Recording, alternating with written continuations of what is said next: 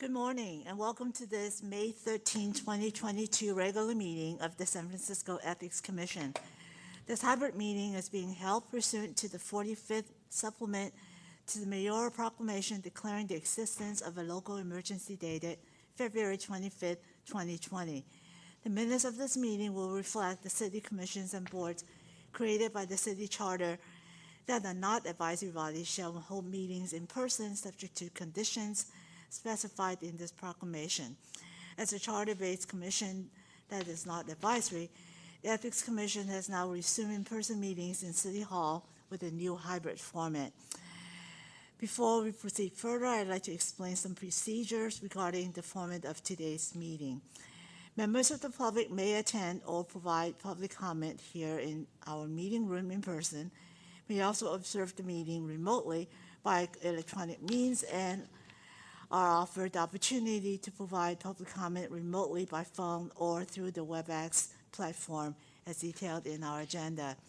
And please note that also pursuant to the February 10th proclamation, commissioners, members of the public, and any presenters, parties, or participants who attend an in-person meeting must comply with all applicable health orders, guidance, or directives from the Department of Public Health and the Department of Human Resources, and rules governing the use of the facility in which the meeting occurs. Today's meeting is being live cablecast on SF.gov TV2 and streamed live online at sfgovtv.org/ethicslive. Mr. Moderator, and please, can you explain for the public how public comments will be handled in today's hybrid meeting format? Thank you, Madam Chair. Public comment will be available on each item on this agenda. Each member of the public will be allowed 3 minutes to speak. Comments or opportunities to speak during the public comment period will be made available in the meeting room, room 400, City Hall, for those attending the meeting in person.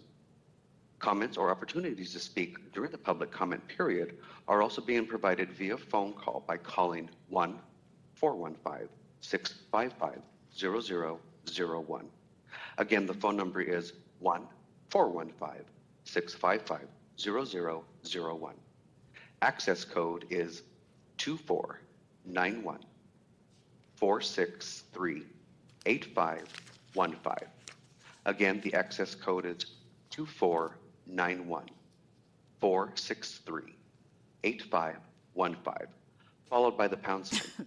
Then press pound again to join as an attendee. For callers, you will hear a beep when you are connected to the meeting. You will automatically be muted and in listening mode only.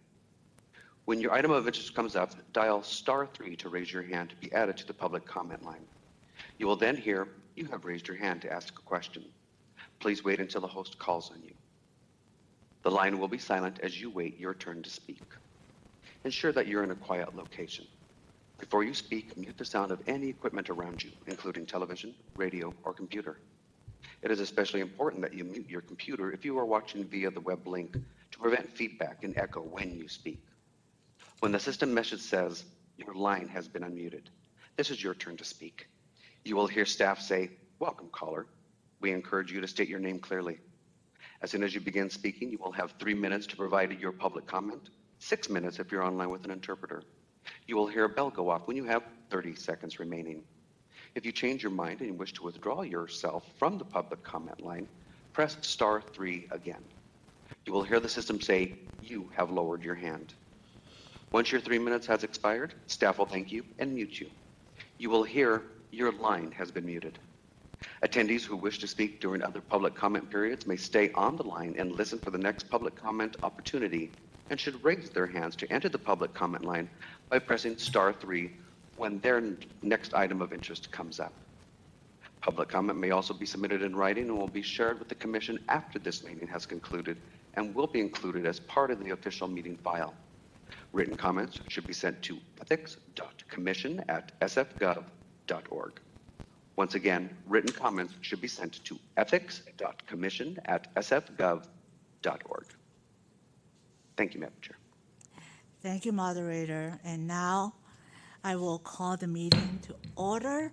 The first agenda item number 1 is Commission roll call. Roll call, please. Commissioner Bush, Present. Commissioner Flores-Fang, Present. Commissioner Finliv, Present. Chair Lee, Present? Commissioner Romano. Here. With 5 members present and accounted for, we have a quorum. Okay, thank you. Now that we have the quorum, let's go to agenda item number 2, which is public comment on matters not appearing on the agenda.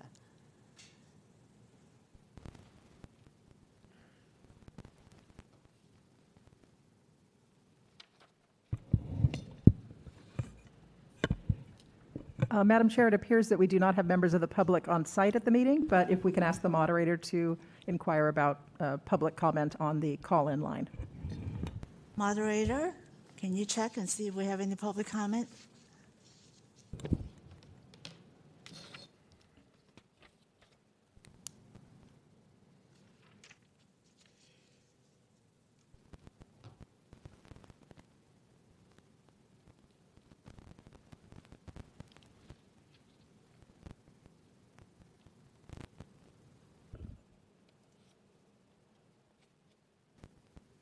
Moderator, we cannot hear you. Oh, I am so sorry. I'm back now. Yes, we are checking to see if there are any callers in the queue. Please stand by. And Madam Chair, there are no callers in the queue. Okay, thank you. Agenda item number 2 is therefore closed. Now is agenda item number 3, which is the proposed closed session item.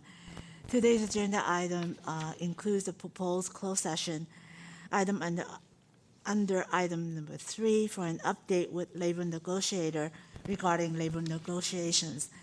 This item has been scheduled for the Commission's discussion and possible action. Employee relations staff from DHR are here with us today for this closed session item. The anticipated issue in the negotiation is the status of the meet and confer with the employee organization, San Francisco Municipal Executives Association, regarding the Ethics Commission's proposed June 2022 ballot measure and regulation amendments. For purpose of today's item, there are 4 steps involved. First, under item 3A, we will receive public comment on all matters pertaining to agenda item number 3, including whether to meet in closed session. Second, we will then vote on whether to meet in closed session under California Government Code Section 54957.6 and Sunshine Ordinance Section 67.110, parenthesis E, to discuss labor negotiations. This will be an action item as noted in item 3B. Third, if a closed session is held, the Commission will initiate a closed session meeting to meet with the labor negotiator, and following that closed session, we will then reconvene in open session. Fourth, pursuant to Brown Act Section 54957.1 and Sunshine Ordinance Section 67.12, and as shown on the agenda item, we will discuss and vote on the motion regarding whether or not to disclose any action taken or discussions held in closed session regarding the labor negotiations. So I want to ask if any members of the Commission have any questions about today's process. I see none here. Commissioner Bush? Yeah, could they resend the link for the closed session to me? Ronald, Will can you do. do that? Yes. Yes, will do. Thank you. You want a couple of minutes before we proceed, Commissioner Bush? Yes, just so that I can Okay. sign in.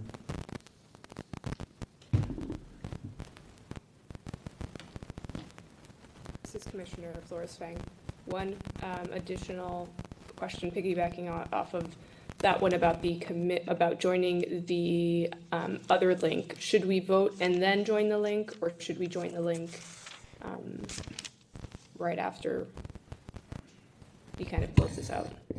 The director will explain the process. Thank you, Chair Lee, and I'm happy to stand corrected by any of our other staff on board. But the first item of business would be to take public comment and have the moderator check to see if there is any public comment on this item, whether here on site or remotely through our WebEx link. And then following the public comment, then the commission would consider a motion to meet in closed session. After the commission acts on that vote whether to meet in closed session, then the commission would convene in closed session. So I think if you can hold off joining the closed session meeting until we have public comment, and then have a motion to go into closed session, and then the outcome of that will dictate going into the closed session WebEx meeting. I hope that clarifies. So let us proceed to public comment first, since we don't have any public comment on site right now. Moderator, can you check and see if there's any public comment? Thank you, Madam Chair. We are checking to see if there are any callers in the queue. Please stand by. Okay.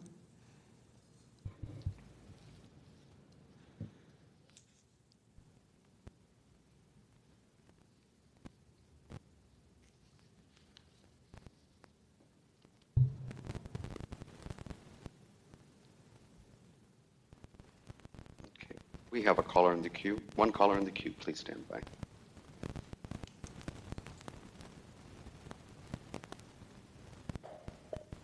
Welcome, caller. Your 3 minutes begins now. Can you hear me now? Yes.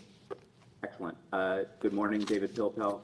Just wondering if you could clarify or estimate how long the closed session might be. I'm interested in hearing item 6 and was wondering just how long you expect this closed session to be. I understand it might vary from your estimate, but I'm just wondering. Thanks for listening.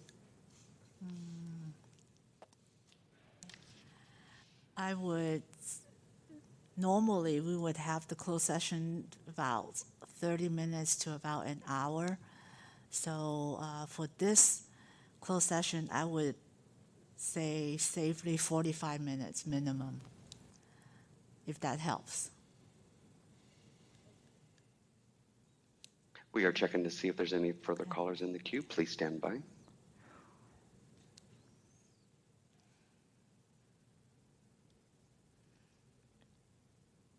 Madam Chair, there's no further callers in the queue. Okay, thank you. Public comment is closed. Commissioner Finlaff, you have a comment. Thank you, Madam Chair.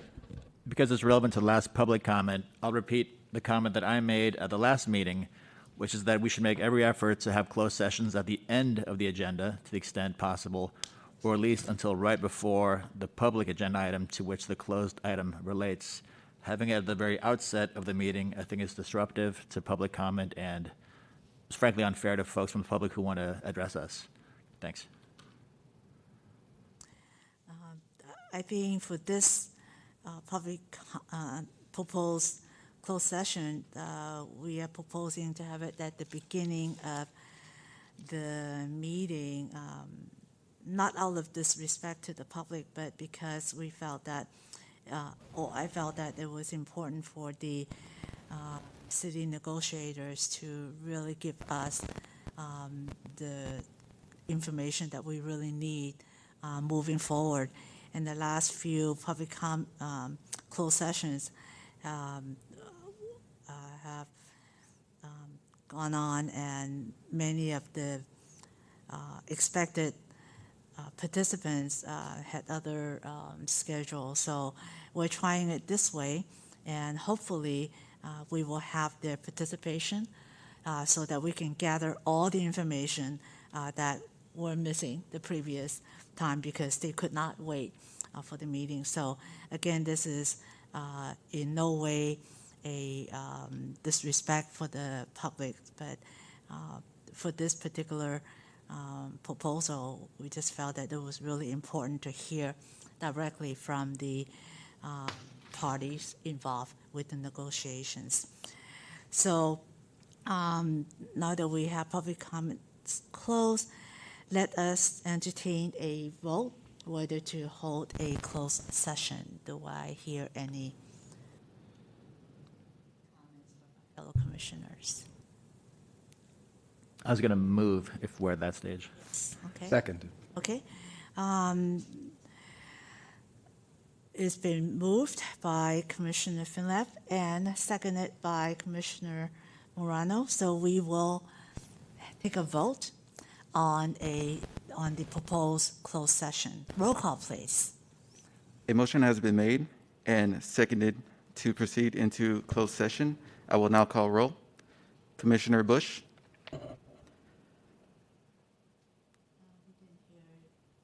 Commissioner Bush?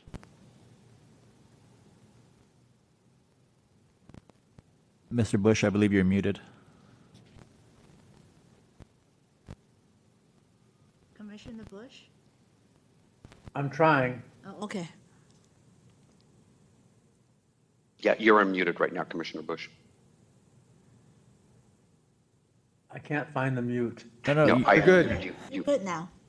Oh. All right, aye. Commissioner Flores Feng?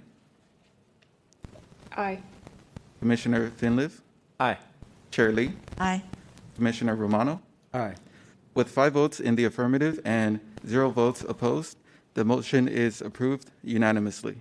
Okay, no, so we will go to closed session. Moderator, can you please set up the system so that Commissioners Flores Fang and Commissioner Bush will be able to exit and then re-enter? Yes, everything is all prepared, Okay, ready to thank go. you. Thank you. So, you're welcome.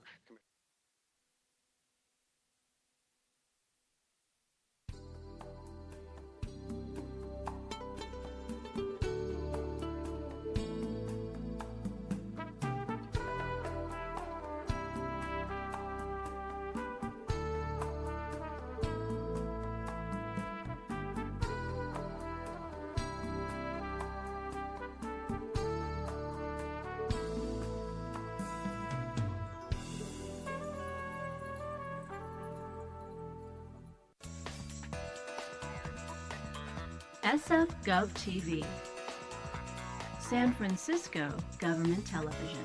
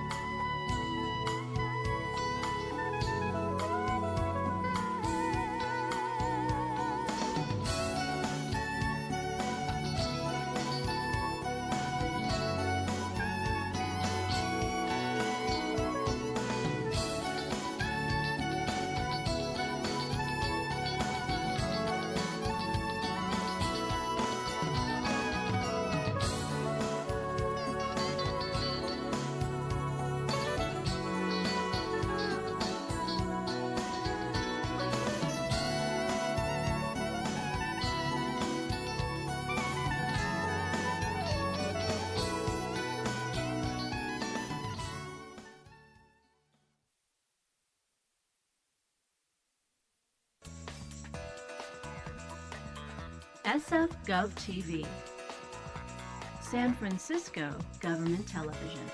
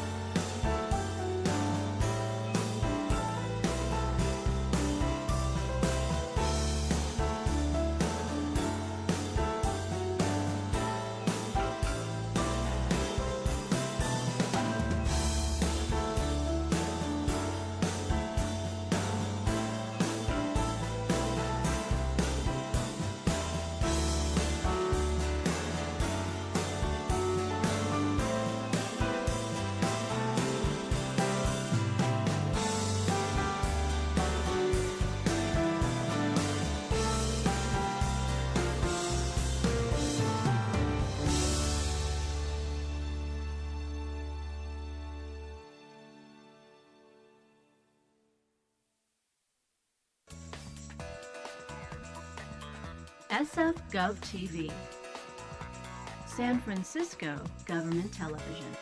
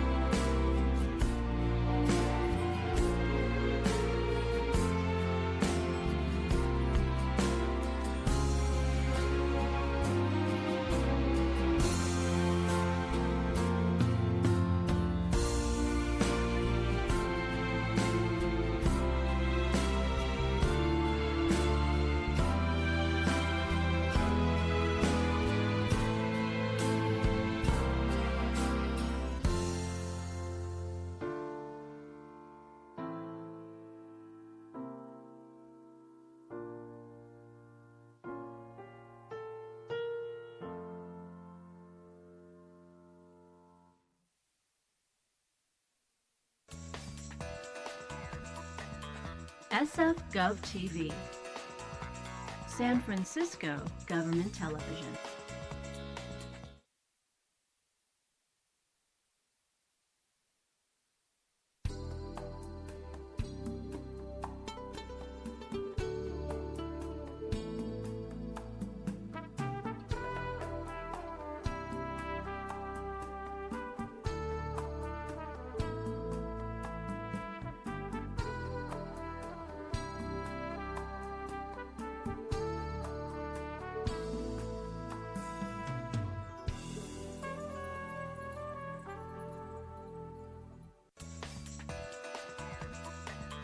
SF Gov TV, San Francisco Government Television.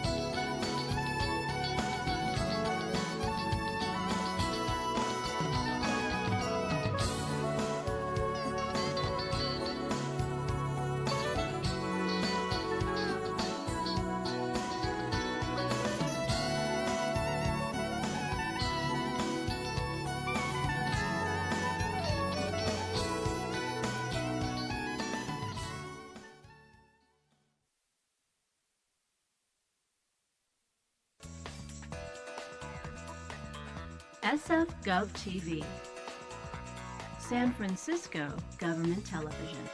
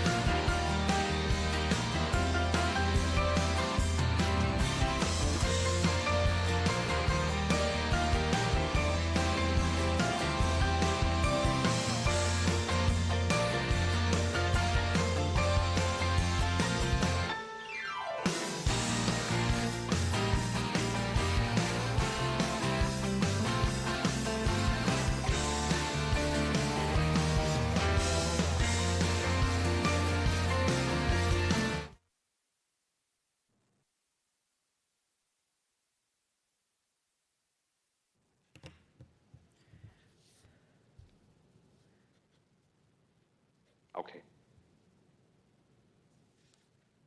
So moderator, can you please check and see if there's any public comment? Yes. Okay. Yes, we are back live now. Okay. SF Gov did confirm. Please stand by.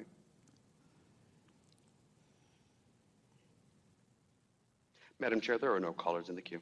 Okay, thank you. Public comment is closed. Do I have any, do I have a motion to approve the minutes? I move to approve the draft minutes of the Commission's April 8th, 2022 regular meeting. Second. Okay, it's been, motion was made by Commissioner Finloff, seconded by Commissioner Morano. Roll call, please. Commissioner Bush, Aye. Commissioner Flores-Fang, Aye. Commissioner Finliv, Aye. Chair Lee, Aye. Commissioner Romano. Aye.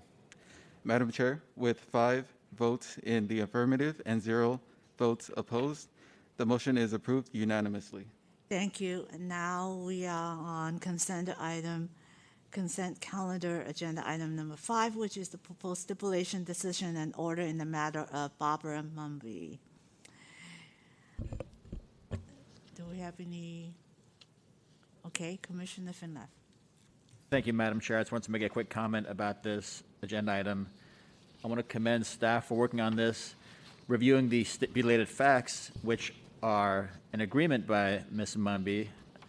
This reveals the incredible, stunningly unethical conduct by a public official. I'm very happy with this outcome.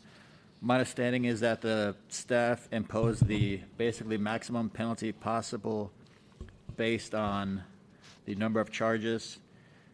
And I also personally calculated if there would have been a greater recovery based on tripling the ill-gotten gains, and there would not be. So I think the $20,000 penalty is basically the maximum the staff could ask for.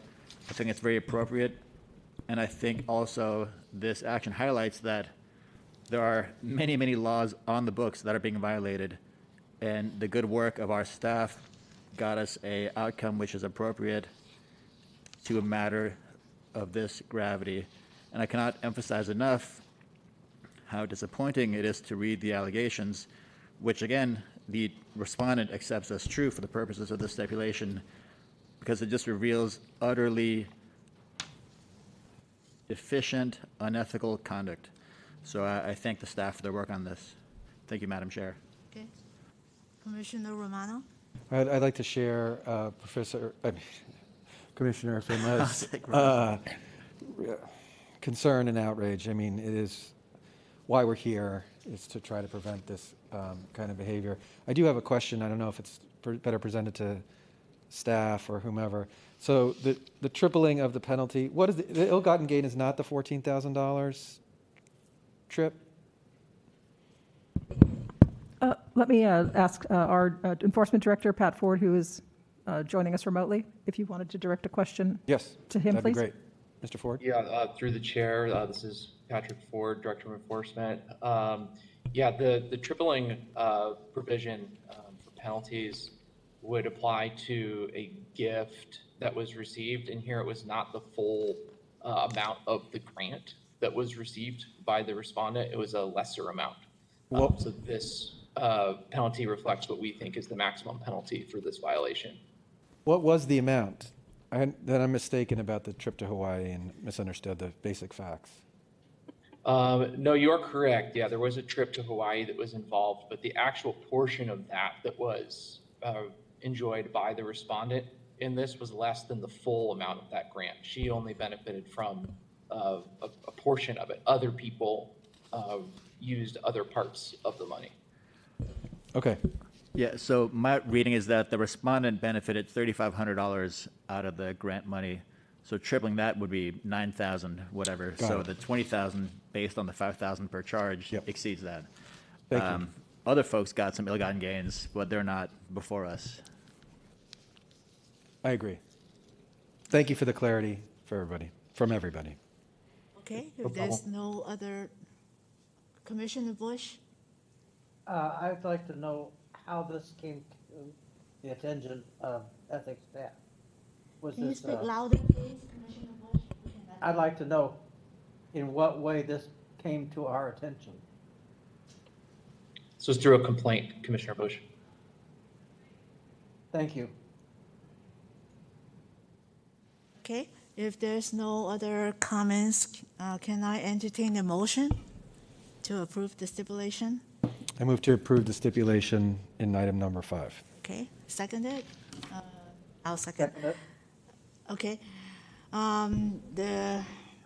There's a motion to approve the proposed stipulation and decision and order in the matter of Barbara Mumby.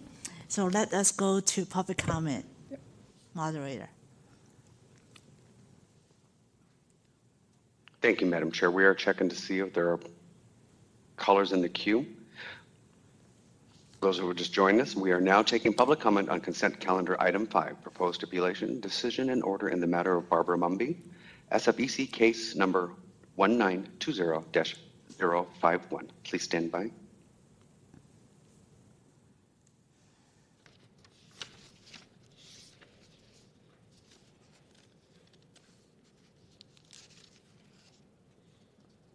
Madam Chair, there are no callers in the queue.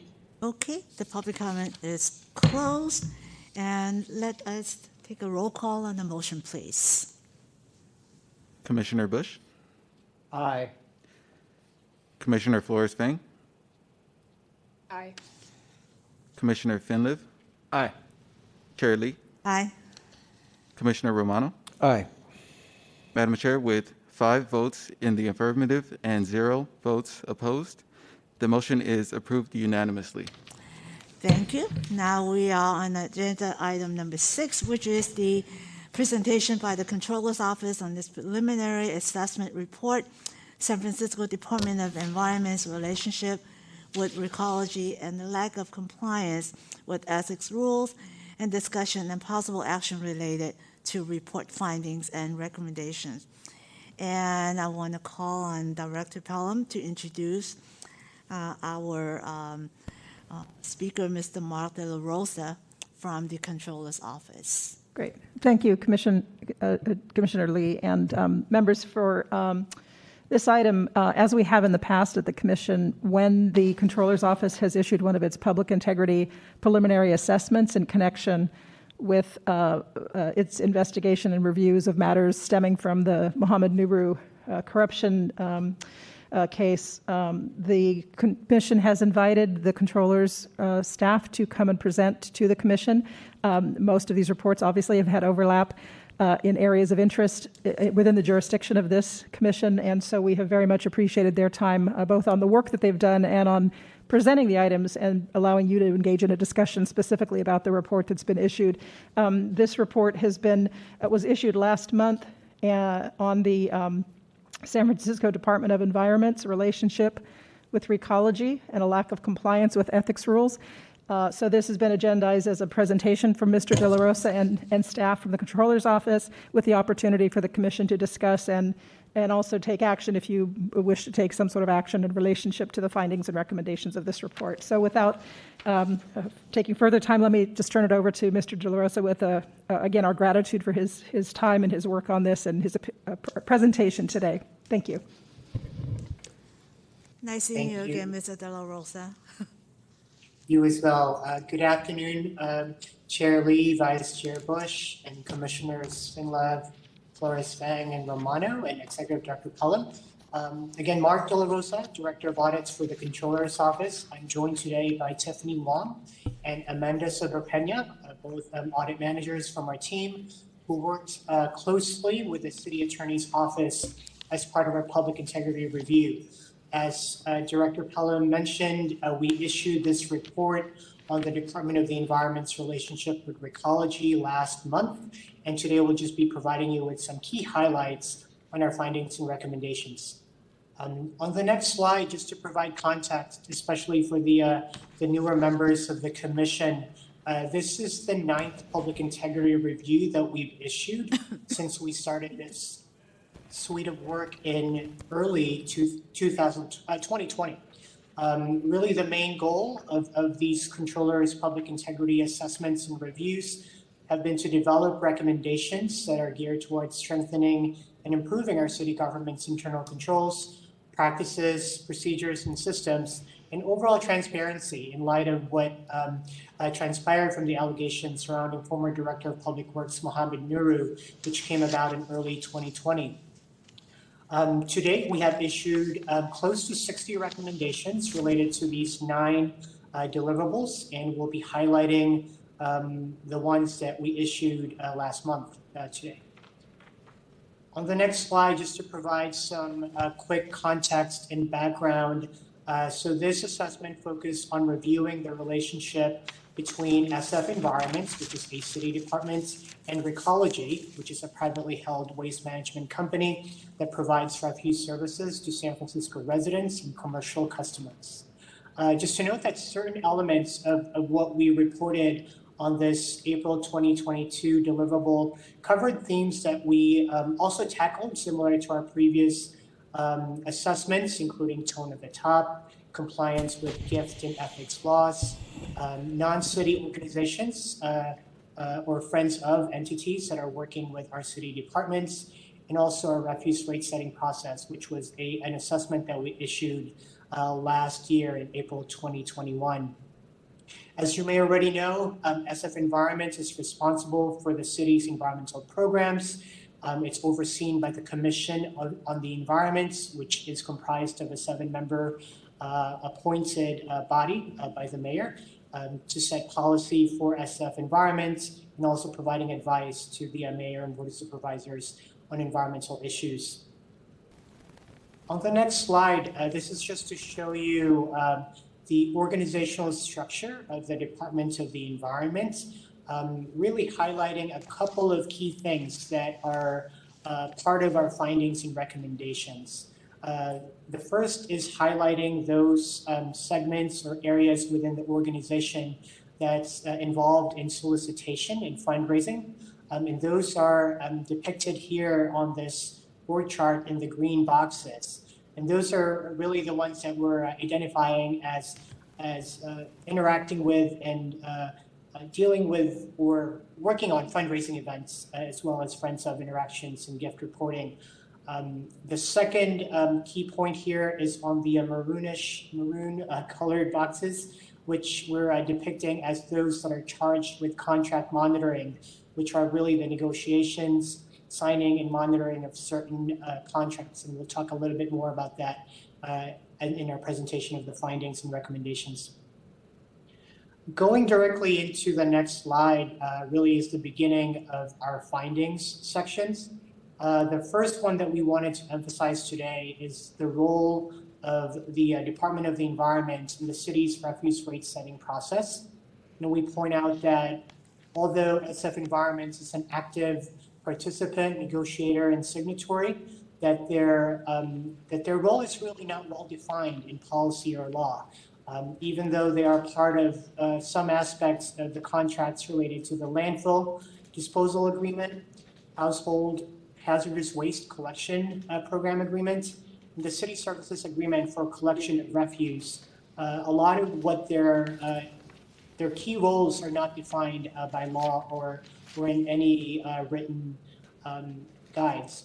So one of the key recommendations that we had is for policymakers to revise the refuse rate setting process to clearly define the department's roles, responsibilities, and involvement in this area of work. The second set of findings in the next slide really is the crux of our report and has a lot of intersections with the work of this commission. And this is regarding the lax tone at the top, as well as non-compliance with ethics gift rules. We note in our assessment that former Director Debbie Raphael asserted a lack of understanding of ethics rules despite ethics trainings, and she did not prioritize the importance of ethics rules. The first key area here is the gift acceptance. We point out in our report that SF Environment employees, including the director, regularly accepted gifts from Recology, which is a restricted source. And Recology is a restricted source in this situation since they are doing business with and has been seeking to do business with SF Environment since at least 2014 due to the contracts both directly and indirectly related to the department. And as mentioned, the landfill, household hazardous waste, and the city services agreement for refuse.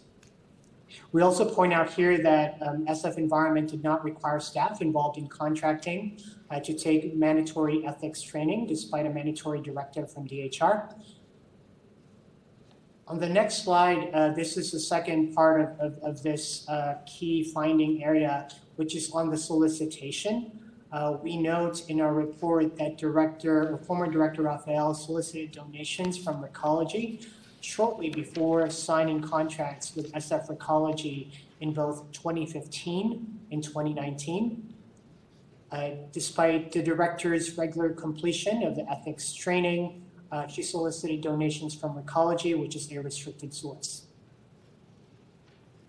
On slide 8 is really the graphical representation of what I just discussed in the previous 2 slides. And this is just to provide you with kind of a timeline of the events, starting from former Director Raphael's appointment. The green stars up above depicts the times, the dates that former director solicited donations from Recology, and also outlining there the dates when some of the key contracts that we highlighted were either signed by the director or were let.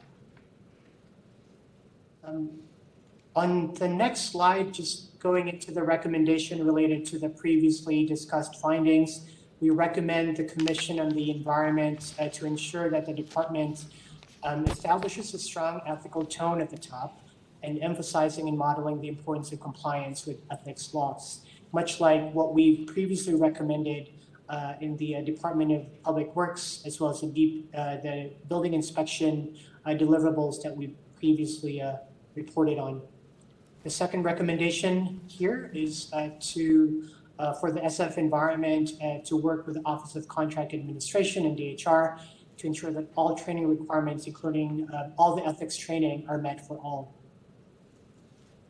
On the next slide, going into the third set of findings, is our finding on the SF Environment not having entered into a Memorandum of Understanding, or MOU, with their Friends of SF Environment, despite the Mayor's executive directive in September 2020. And Friends of SF Environment is a non-city organization that was created in 2012 to raise funds for and increase awareness of SF Environment's work. And what we recommend is for policymakers to consider codifying the executive directive that we refer to by requiring departments to formalize their relationships with their friends of or non-city organizations.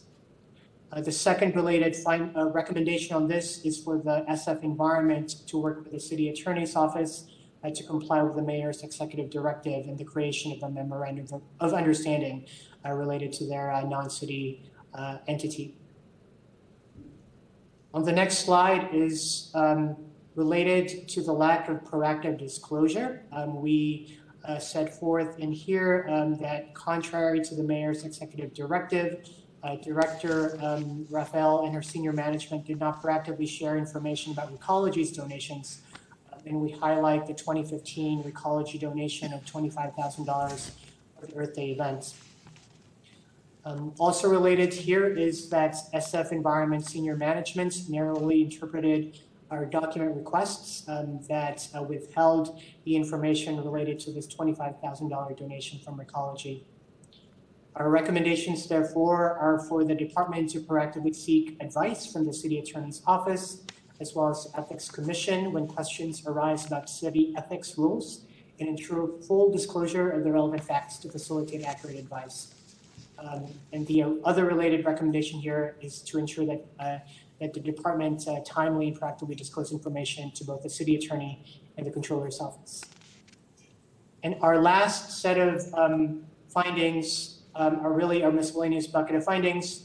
One on SF Recology employees participating in hiring panels for the selection of SF Environment employees. We found that 2 Recology employees served on at least 6 job recruitments in the last 5 years. Although this does not appear to have violated any city law or policy, it certainly creates an appearance of a conflict of interest. And then the last piece of finding is that SF Environment employees improperly charged for tours of the city waste management facilities and directed payments to non-city accounts, to the non-city account at defense of SF Environment.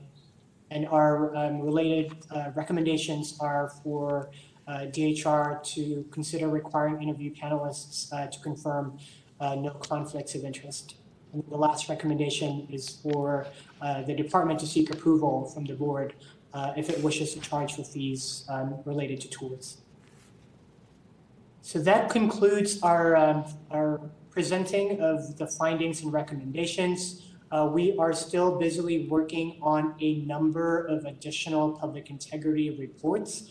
One being a follow-on to the ecology refuse rates report that we issued. This one we hope to issue next week. We're also working on an assessment of the ecology landfill agreement disposal agreement, as well as the PUC, city ethics reporting, and then working on our 24-month public integrity recommendation status update. That concludes our presentation, and we're happy to answer any questions that you have. Thank you, Mr. De La Rosa. We have several comments. First up is Commissioner Finlove.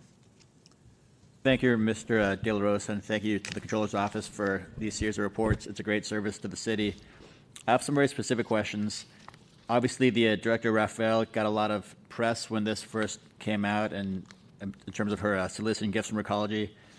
But as your report makes clear, what she did wasn't actually not illegal at the time in terms of the Recology solicitations for Earth Day. But you also talk about a lax tone at the top. So I'm trying to, in my mind, understand what was actually illegal at the time and what wasn't. My understanding is that her individual contributions that were not reported were in fact illegal, but that the Recology donations at the time were not, but now are under the behested laws that have been passed since then. Can you just, if I'm wrong, clarify that for me, or if I'm right, just confirm that?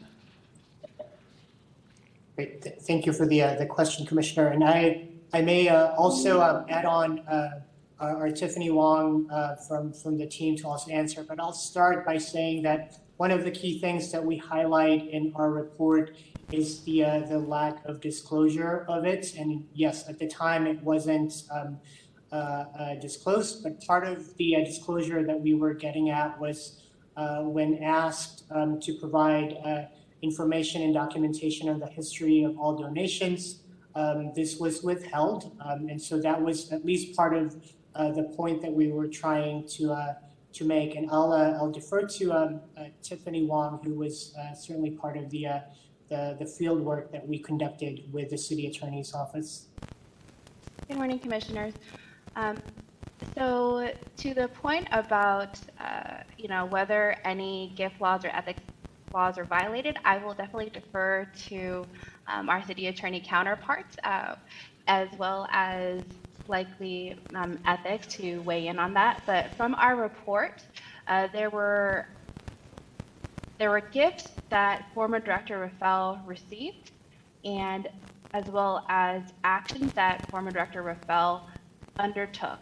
And so at the time, and so if I'm speaking to the 2015 solicitation that Director Raphael made to Recology, at the time, the rules were not the clearest as to whether she was required to disclose at the time.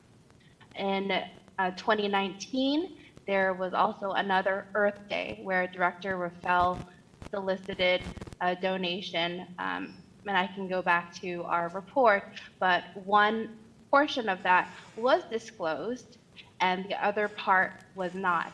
And again, the rules were not clear and did not require disclosure at that time.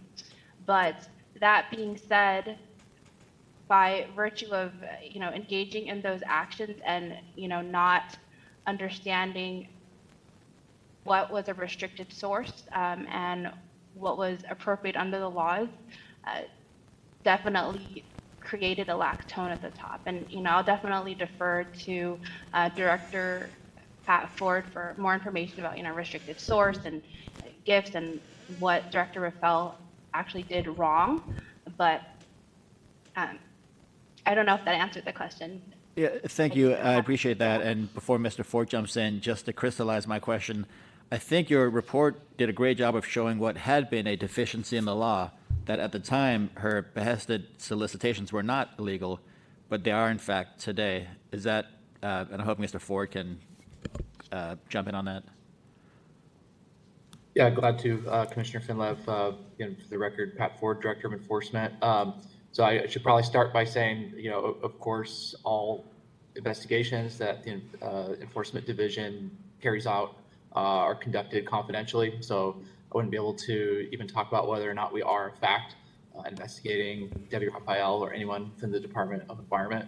But I can tell you, just as a general matter of practice, anytime any allegation of a violation of our laws comes to light, we look into it. So that's just a general point of practice that I can speak on. But to your specific question about because of payment rules, so January of this year marked the operative date for the behested payment law that the Commission, working together with the Controller's Office and with supervisors, then Supervisor Haney and Supervisor Peskin, worked to enact last year. That went into effect in January.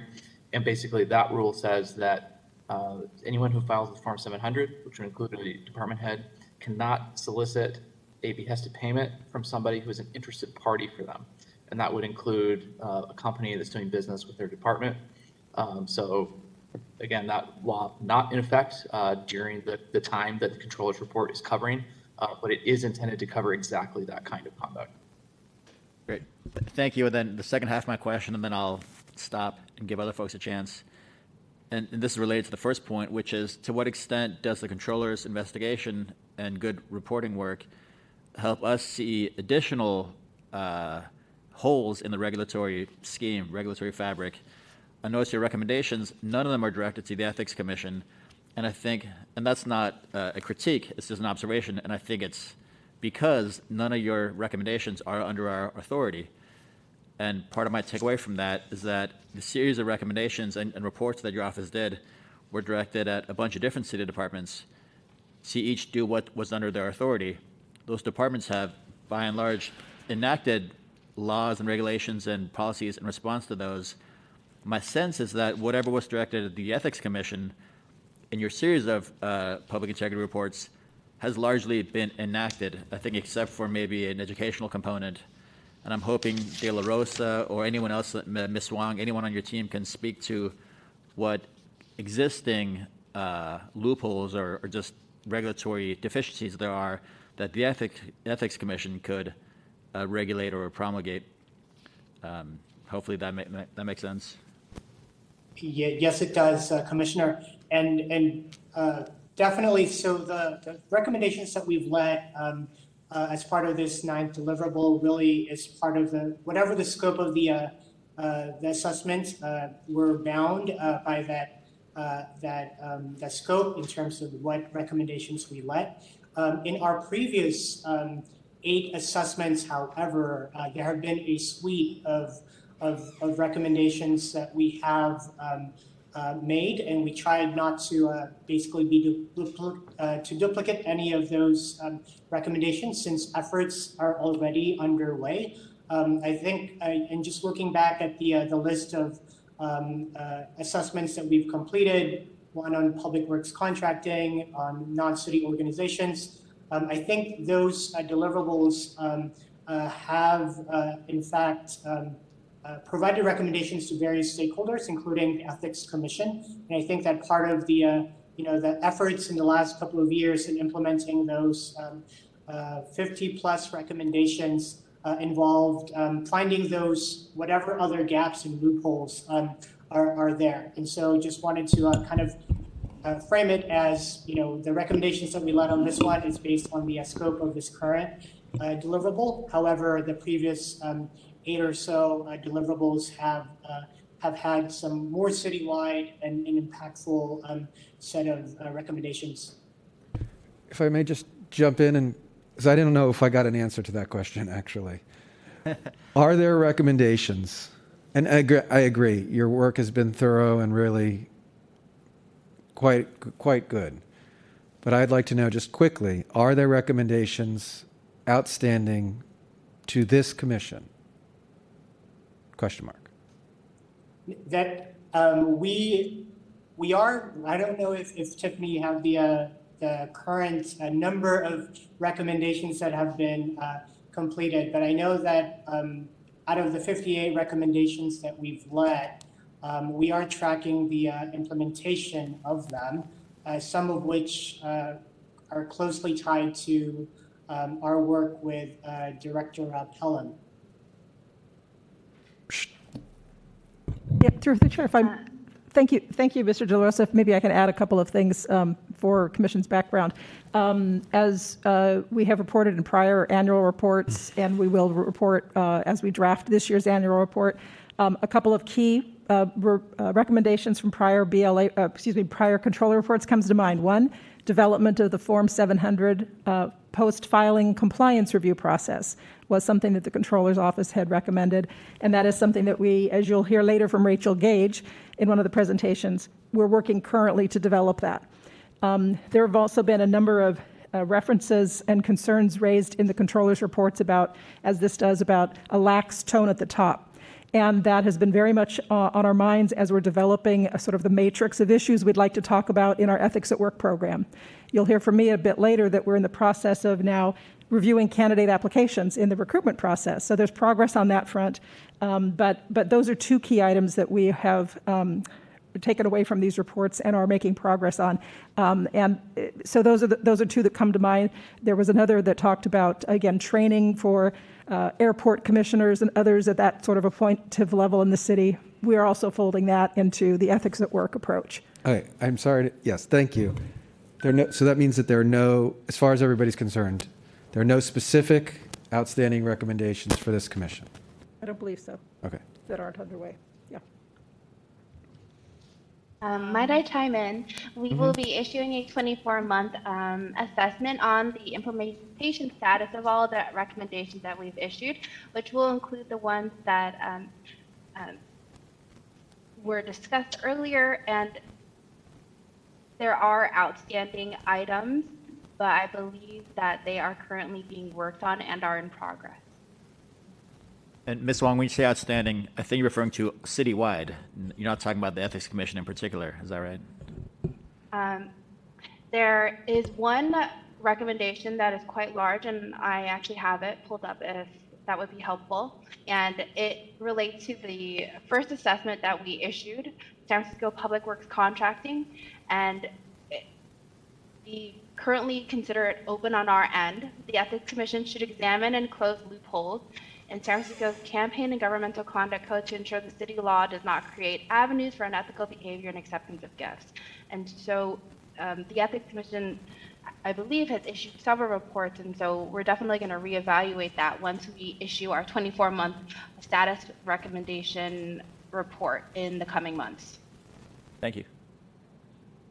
And I think that even though it was not part of the official recommendations, but the commission has suggested and offered to work with the different departments through our pending ethics at work as well as future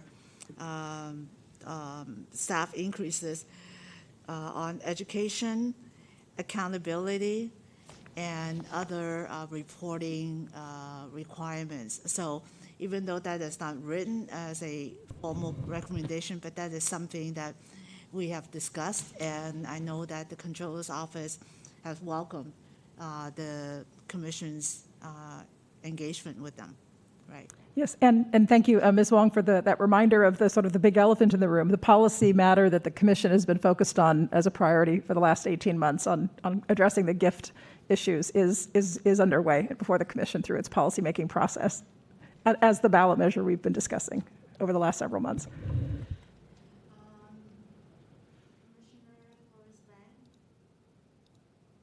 This is Commissioner Flores-Fang. I have a brief question, if I may.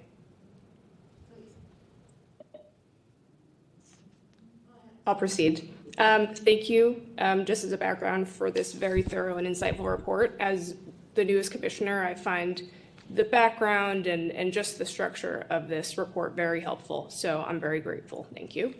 I wanted to ask a question about one recommendation specifically about people really proactively seeking advice from the city attorney's office and the ethics commission. I know that's not necessarily directed toward us, but I just wanted to hear about why you think, directors like Raphael don't proactively seek advice or didn't, or what is keeping people from doing so, whether it's something that the commission, so if there's something that we can do better to either seem more approachable or actually be more approachable practically.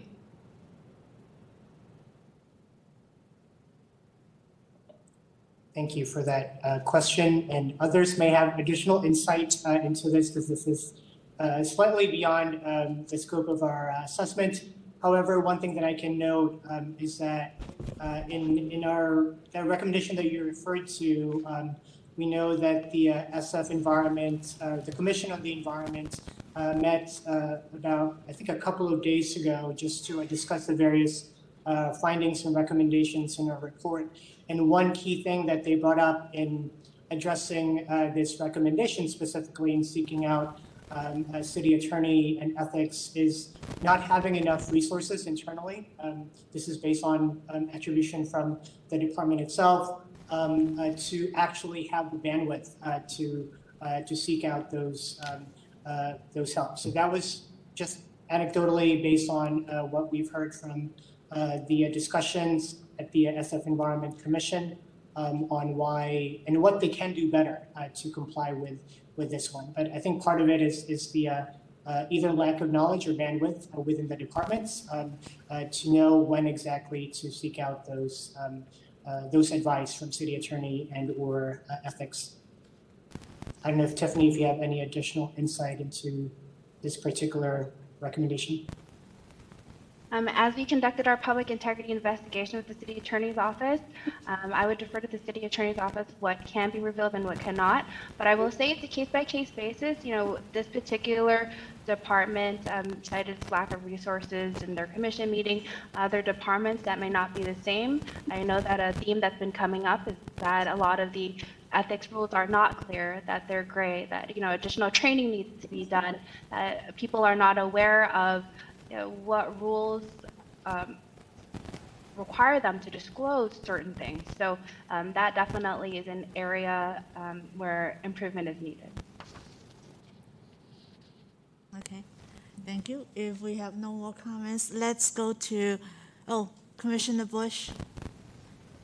Yeah, I would just like to take note that I think I have the longest history of working with the Controller's Office since you began doing the public integrity reports in January of 2020.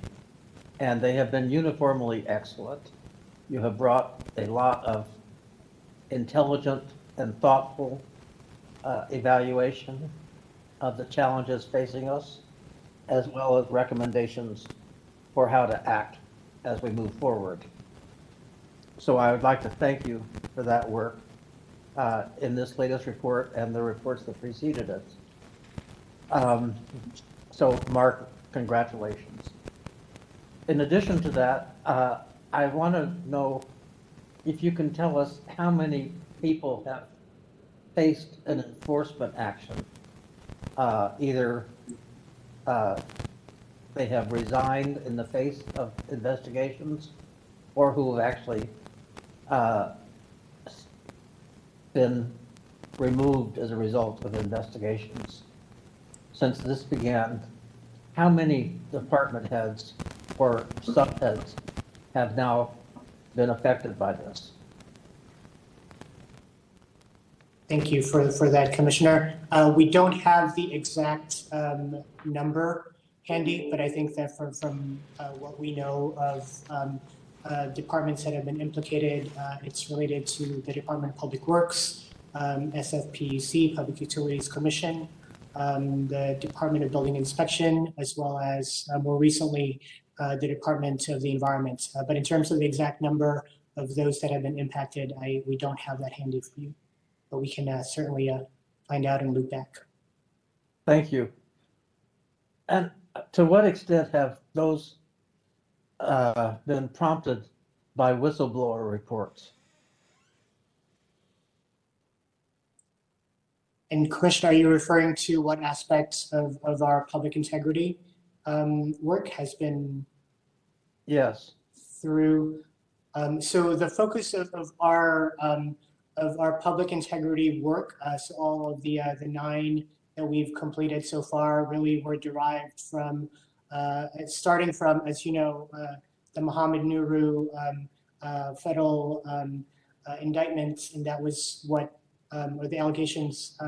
So that was basically the main source, and from there, various other federal agency reports have been let, and that have been really the focus of our work as part of this public integrity work. In terms of our whistleblower program, that's and I can have Tiffany, who is one of our investigative manager as well from the whistleblower program, who can speak to the work that we do and what we cannot speak to. Thank you. If anyone has any additional information, that would be helpful. Commissioner Bush, to answer your question, so Mark did say, so public integrity is very separate from the whistleblower program. Based on our confidentiality provisions under the Campaign Governmental Conduct Code, we can't disclose what we have investigated, but I will say that we do have a public integrity tip line that we are working on with the City Attorney's Office. And that those may have gone to investigations with the City Attorney's Office, but again, I'm not at liberty to reveal based on our confidentiality provisions.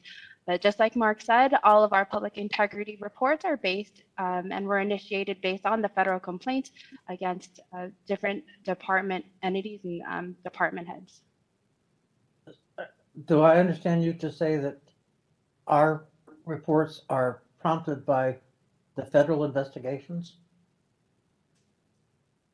As well as discussions with the City Attorney's Office as to the risk areas that are known internally. I see. Thank you. Okay, if there's no more comments from this body, let's go to public comments, please. Moderator? Thank you, Madam Chair. We are checking to see if there are any callers in the queue. As a friendly reminder to members of the public, we are currently taking public comment on item number 6, presentation by the Controller's Office on its preliminary assessment report. Please stand by. Madam Chair, we have 2 callers in the queue. Welcome, caller. Your 3 minutes begins now. Commissioners, my name is Francisco da Costa. In this report by the controller, you commissioners have no clue that this was an enterprise department. So it had to work to get the funds for its operations. Now, if you don't understand this, we cannot get deeper into what was happening.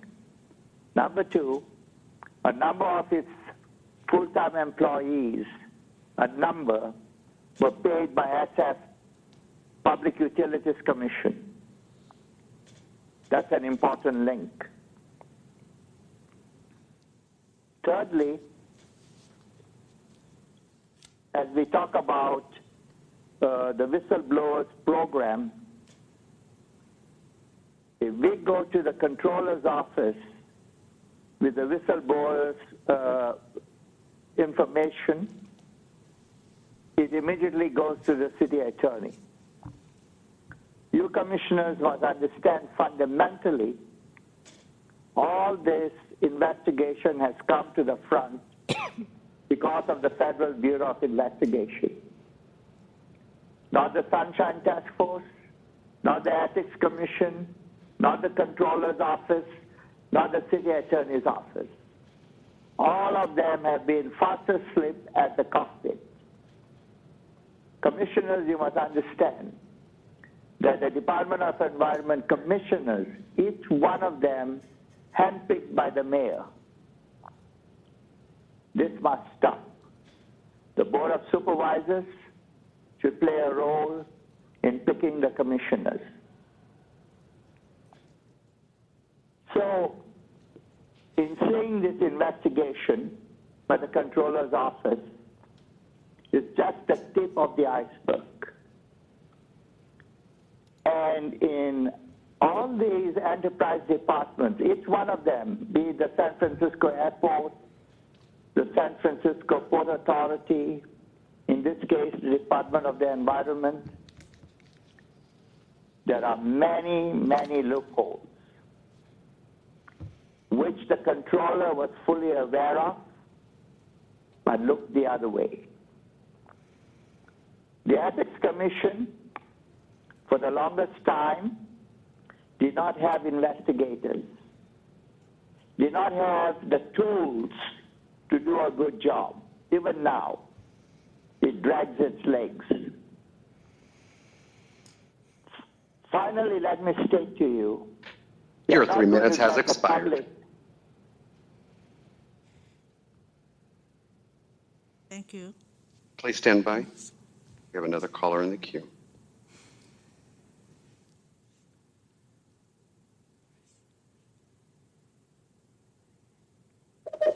Welcome, caller. Your 3 minutes begins now. Can you hear me now? Yes. Okay, and if I could get a 30-second warning, that would be great, because I can't time myself and read comments at the same time. So, David Pilpel, good afternoon. I refer you to comments that I made on this item Tuesday night at the Environment Commission meeting. I won't repeat all of those. I'll summarize a couple of them. I disagree with several observations in the controller's review and report. I won't have enough time to cover them all today.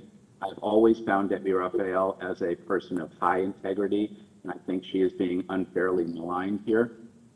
If there is responsibility here, it is shared across the city family, the mayor, the city administrator, the city attorney, the controller, the ethics commission, OCA, and maybe others share responsibility here. The mayor's executive directives that are referred to in the review and report are not available to the public. The mayor should post all executive directives on her website, and they should be available from past administrations as well. It is difficult to nearly impossible to get the actual text of the executive directives that are referred to. How are city departments supposed to cover special events like the Earth Day breakfast or things like that? Can they, in fact, fundraise from entities or individuals? When the city doesn't allocate general fund dollars for events like that, but expects that they happen, then what is supposed to happen? Prior training materials from the city attorney and the ethics commission have not always used good and practical examples to help guide city officers and employees, and they should. What can the ethics commission do to enforce in this matter? Debbie Raphael is no longer a city employee. Why investigate and why invest resources into such an investigation now? Boards and commissions across the city lack consistent standards for contract and grant approvals and thresholds. There are no such thresholds that are consistent in the city charter or the administrative code. Over at the PUC, Juliet Ellis and others did real damage to city integrity and got a slap on the wrist or were allowed to leave or retire. This seems entirely inconsistent. The Ethics Commission, in my view, should consider a variety of factors in determining a proportional fine or other recourse here. I think that's about all the time I have. I could say more on this topic. Thanks for listening. Any other callers? Please stand by. We have one more caller in the queue.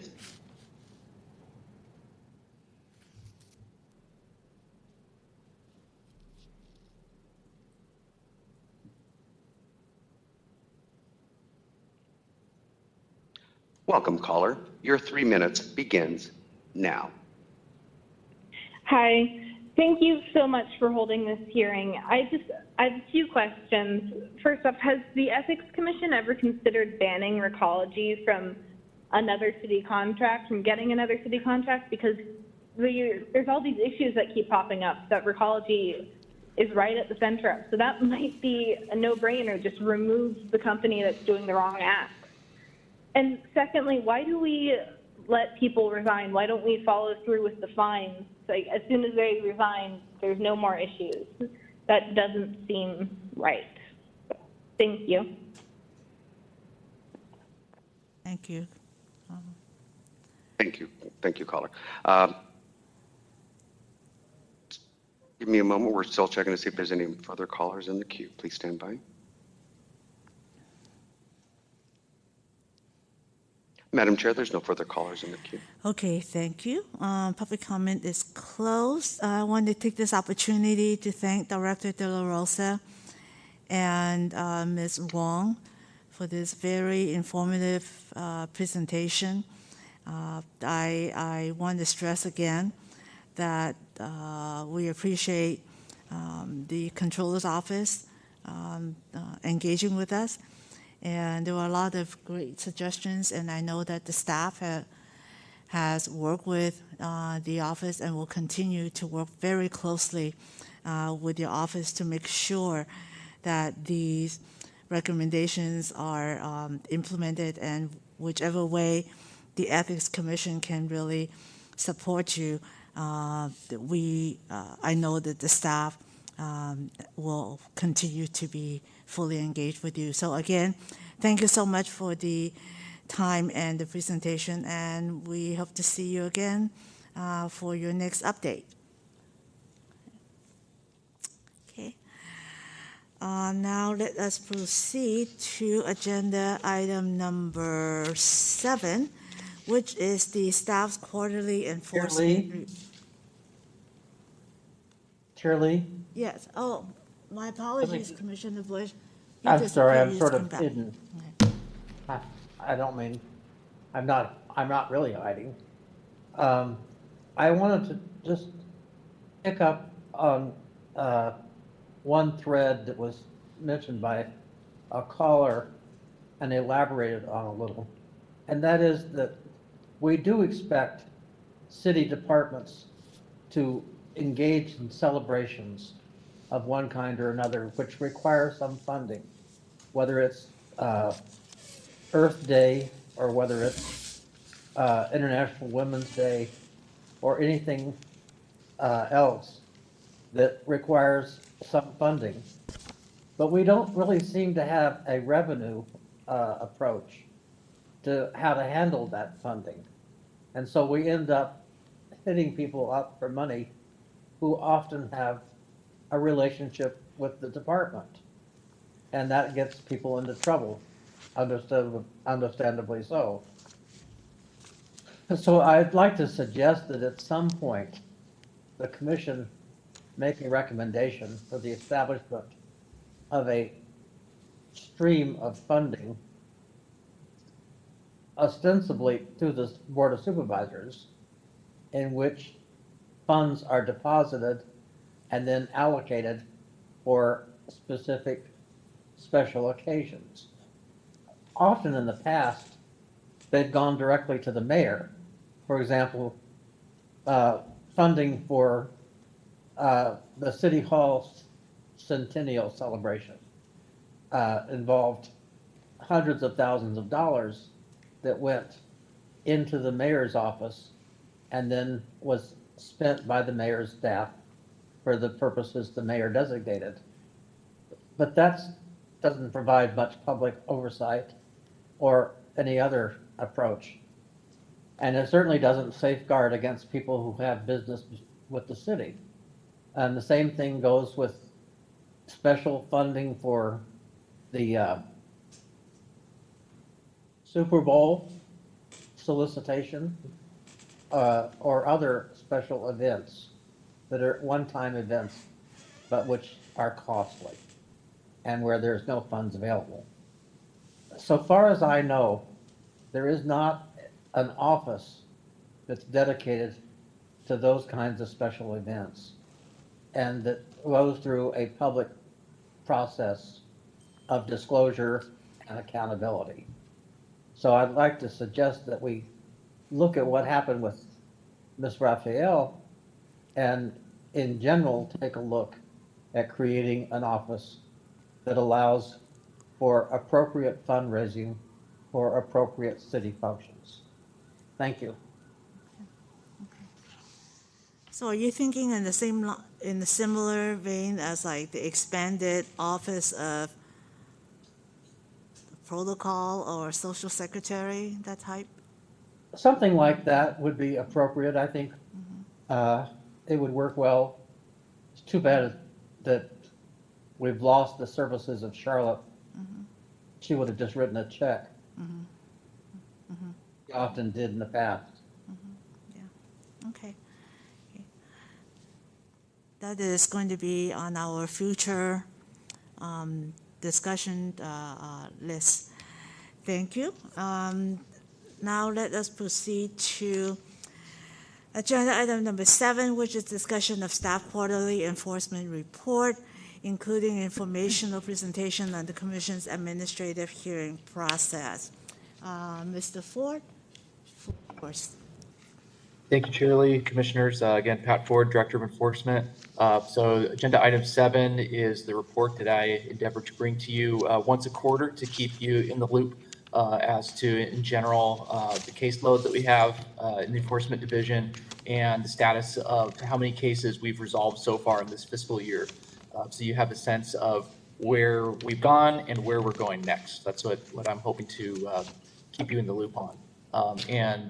In that vein, we have BC Matthews with us here today, Senior Investigator with the Division, to provide you some background on the hearing on the merits process, which, as BC will explain, involves a few steps, and we think it's important just at this stage in the Commission's history with some new commissioners on board and also new investigators on board and new types of cases and a higher volume of cases. I would definitely hope that this is some information that would be highly relevant to you in the future. So what I would suggest is maybe if you have questions about the report, glad to address those. And then after that, BC could proceed with the slides that she has for you. Let's proceed first and then hold off our questions later. Sounds good. In that case, BC Matthews is here, and you can take it away whenever you're ready, BC, through the chair. Okay, I'm going to go ahead and share my screen. If I have permission to do that. Okay. Oh, here we go. Okay, so thanks. Can you see my screen all right, everybody? Not yet? Yes. Yes? Okay, thanks. So thanks for the introduction, Pat, and good morning, Shirley, commissioners. For the record again, my name is BC Matthews. We don't have the screen yet. Oh, your screen. Yeah? No, sorry. No. I see you, but not your screen. Oh, no, you don't see my screen. Okay, Yeah, hold sorry. on 1 second. There's a problem with that screen share. Do There we you go. see it now? Okay, Yes. sorry. I think I didn't click one final button. Okay, so again, good morning, everyone. BC Matthews for the record. And like Pat said, today I'll be giving you an overview of the Commission's administrative hearing process. And like Pat just said, please hold all questions to the end of the presentation.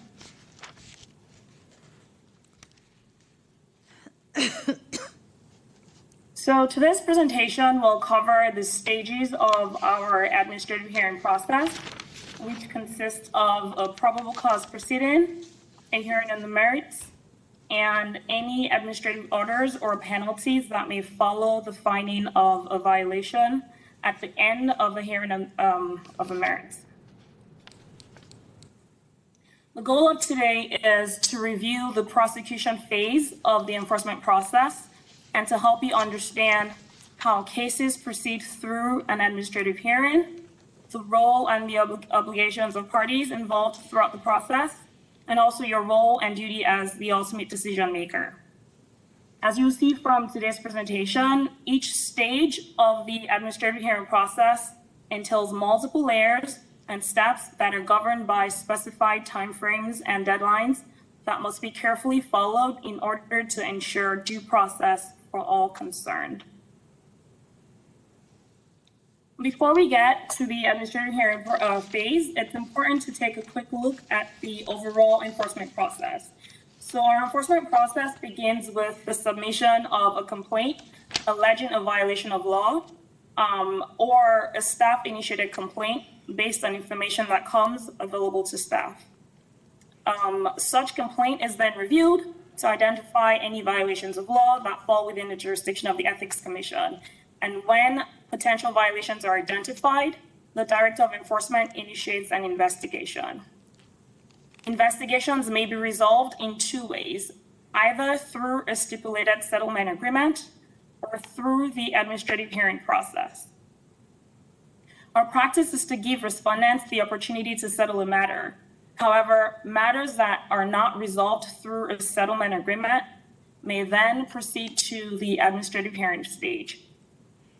So again, today, we're going to focus on this administrative hearing phase, which consists of the probable cause proceedings, a hearing on the merits, and the commission finding. For the purpose of today's presentation, I may use the term probable cause or PC interchangeably. So the two main steps in the administrative hearing process are the PC proceedings and the hearing on the merits. First, we'll discuss the PC proceedings in this next slide. So the PC proceedings are initiated when the Director of Enforcement believes that probable cause exists to find that a violation has occurred. And what this slide shows is the 6 steps that may be involved in the PC process. And I say may because some of the steps are optional. And we'll go over each of the steps in more details in the upcoming slides. So the first step of the PC proceedings is the PC report. When the Director of Enforcement believes that probable cause exists to show that a violation of law has occurred, the Director of Enforcement will prepare and deliver a PC report to the Executive Director and to each respondent. A PC report must identify the alleged violations, state the relevant law, and summarize any evidence gathered through the investigation. The PC report must also notify each respondent of their right to respond and their right to request a PC conference. Next is the response. So after the PC report is delivered, the respondent has the option to submit a written response. The response may contain evidence, legal arguments, or any mitigating or exculpatory information that the respondent has to refute the director's argument. Respondents must submit their written response within 21 calendar days of the PC report, and the response must be delivered to the Executive Director and to the Director of Enforcement and any other respondents listed in the PC report. And then the third step is the rebuttal, which is the Director of Enforcement's reply to the response. So the rebuttal, which is also optional, may be submitted in the form of evidence or argument, and it must be submitted within 14 calendar days following the date the response was filed. And the rebuttal must also be delivered to the Executive Director and to each respondent listed in the PC report. So next in the process is the PC conference. Any of the parties involved, including the Executive Director and the Director of Enforcement, may request a PC conference following the delivery of the PC report. The request must be delivered to all parties within 21 calendar days of the delivery of the PC report. However, there will be no PC conference if nobody submits a request for one. The PC conference is conducted by the ED, and it provides each party with an opportunity to present evidence and to make arguments regarding the existence of probable cause in the underlying matter. The ED has discretion to set the time, the date, and the location of the PC conference. A PC conference is an informal proceeding, and it is conducted confidentially, and it's generally closed to the public. Respondents have the option to retain the assistance of counsel or any other representative during the PC conference, or they may appear on their own. Also, parties may present witness testimony during the conference, but parties who wish to do so must deliver a request to the ED within 7 calendar days prior to the PC conference. The next step is the PC determination. So at the conclusion of the PC conference, the ED must make a determination in writing within 60 calendar days of the conference regarding whether probable cause exists to believe that a violation has occurred. The PC determination may either make a finding of probable cause or a finding of no probable cause. A finding of probable cause must contain a summary of all evidence and arguments presented during the PC conference, as well as the ED's assessment of the evidence. And the ED must then notify the commission of that determination. And then the final step is the ratification of the PC determination. So this is the point where the commission becomes involved in the process, or may become involved in the process. So once the commission has been notified of the PC determination, if no member of the commission requests a review, then that means the commission has ratified the PC determination, and the ED will then proceed to publish the final PC determination by delivering it to the parties involved and also posting it to the commission's website. However, any member of the commission may request a review of the PC determination before ratification. And you must do so by submitting a request for review to the ED within 5 calendar days of receiving the notification of the PC determination. If this happens, then of course the PC determination is not final until at least 3 members of the commission agree to ratify it at the next regularly scheduled meeting. And any such review is required to be conducted by the full commission in closed session. At this stage, parties are not permitted to submit any additional written arguments to the commission, but they may provide oral arguments. It's really important to note here that although the commission may become involved in the PC process to ratify the PC determination, the PC proceedings and the process for ratifying the PC determination is not to determine whether a violation occurred, but it is to determine whether there's probable cause to believe that a violation has occurred. This is a really important distinction to keep in mind regarding the framework of the overall administrative hearing process. And the next slide here, so after ratification of the PC determination, the next step would be the hearing on the merits. So this is the stage where the commission determines whether a violation has occurred and whether the respondent has committed or has caused that violation. The PC determination serves as the charging document for the hearing on the merits, in which the ED identifies or states the violations for which the probable cause exists. In order to proceed with a hearing on the merits, the ED is required to deliver written notice of the date, time, and location of the hearing to each respondent at least 30 calendar days prior to the commencement of the hearing. Let's see. So before the hearing on the before the commencement of the hearing on the merits, any party may request formal consideration of procedural matters, such as disqualification of a commissioner or discovery motions or any other procedural issues by the commission. And such requests must be made 15 calendar days prior to the commencement of the hearing. Any responses to such requests are required to be filed 10 calendar days prior to the commencement of the hearing, and any replies will be due 7 calendar days prior to the hearing on the merits. The ED is required to submit a hearing brief 30 calendar days prior to the hearing on the merits, and the hearing brief will outline significant legal arguments, list evidence and witnesses to be presented at the hearing, and it may also attach anticipated evidence, including documents and declarations. Respondents are not required to submit a hearing brief, but they may do so And if they choose to do so, it will be due 15 calendar days prior to the hearing. And any replies would be due 7 calendar days prior to the hearing. So this next slide gets us to the hearing and merits itself. So once all pre-hearing matters are completed, the hearing on the merits will commence. Hearing on merits is open to the public, and it's held within a regularly scheduled meeting or in special sessions. Commissioners may administer oaths or affirmations to begin the proceedings, after which each party will be allowed some time to present their arguments. Parties may also enter exhibits into evidence and may also conduct witness examinations.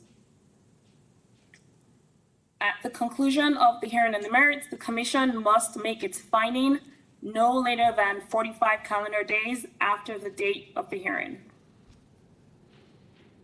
The commission may make a finding of violation or a finding of no violation.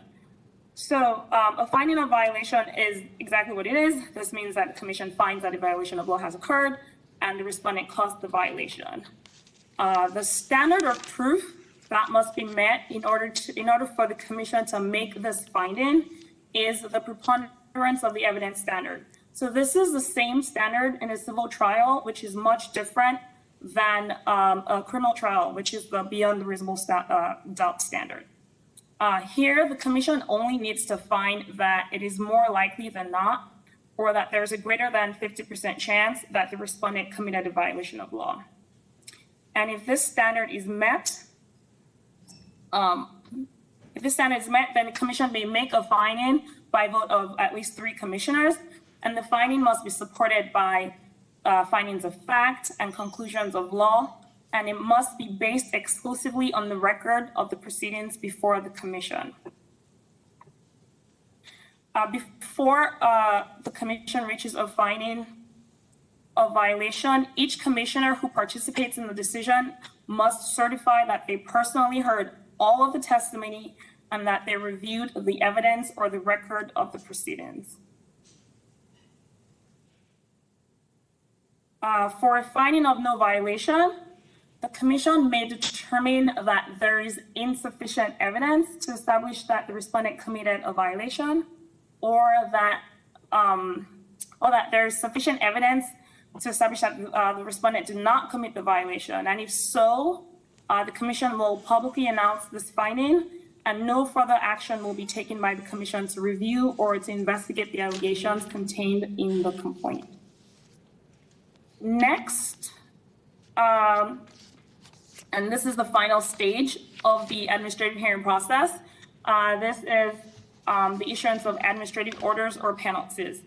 So if by vote of at least 3 commissioners, the commission makes a finding of violation of law, then the commission may issue orders or penalties requiring the respondent to cease and desist from the violation, file any reports, statements, or other documents or information required by law, pay a monetary penalty to the general city fund in an amount that's permitted under the law that the commission finds the respondent has violated, or if the law does not specify the amount of the monetary penalty, then an amount that's up to $5,000 for each violation, or 3 times the amount of the alleged violation. And these payments must be made in full by the respondent within 90 calendar days of the commission's decision. Other penalties may include order of forfeiture of campaign contributions that do not comply with the law, or any other relief that the commission deems appropriate and within its authority under the charter. Okay.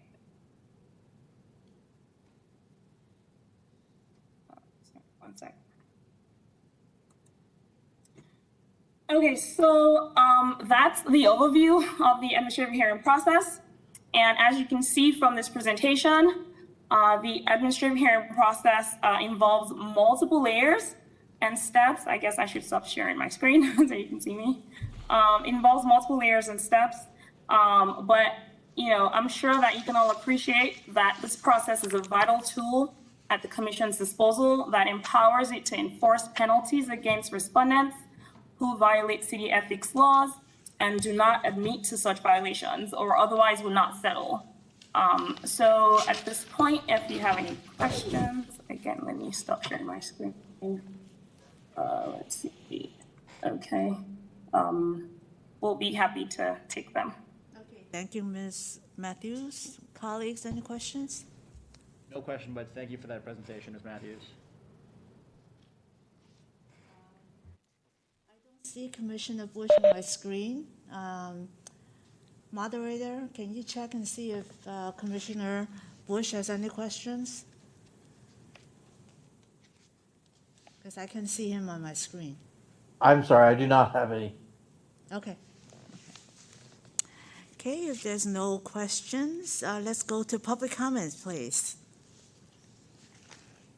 Thank you, Madam Chair. We are checking to see if there are any callers in the queue.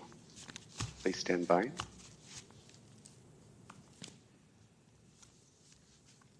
For members of the public who have just joined us, we are taking public comment on item number 7, quarterly enforcement report, including informational presentation of the Commission's administrative hearing process.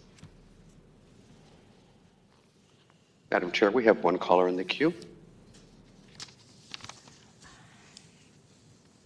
Welcome, caller. Your 3 minutes begins now.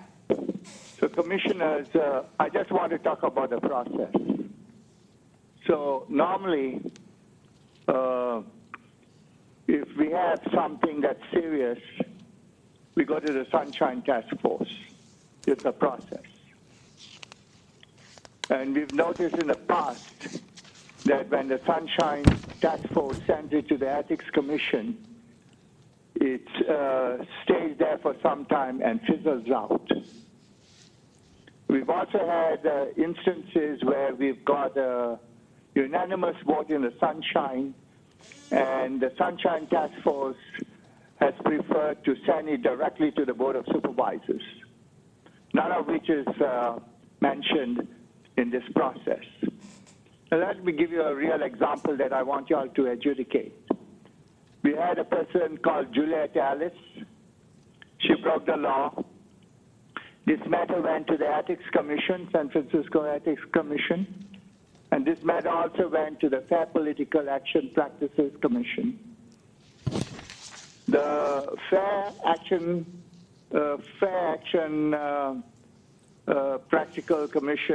Practices Commission adjudicated the matter, fined the individual, and when it came to the attention of the Ethics Commission, they decided to hear the case. The Fair Action Political Practices Commission, as I said previously, find the person and brought some solace to the advocates. What did the Ethics Commission do? The San Francisco Ethics Commission? They heard the case and kind of dismissed it.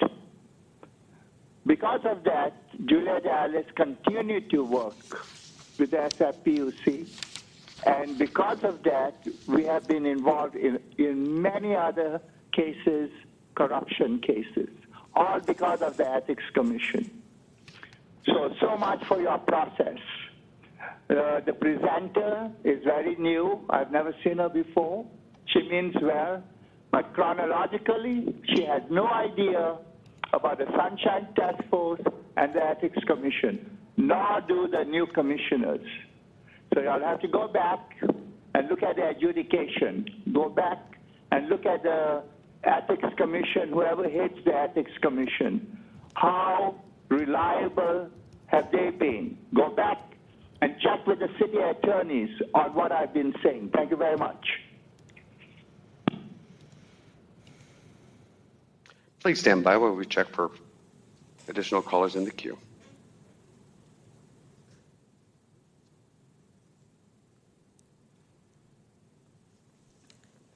Madam Chair, there's no further callers in the queue. Okay, Thank you. Public comment is closed. And again, thank you, Director Ford, and thank you, Ms. Matthews, for this really well put together presentation.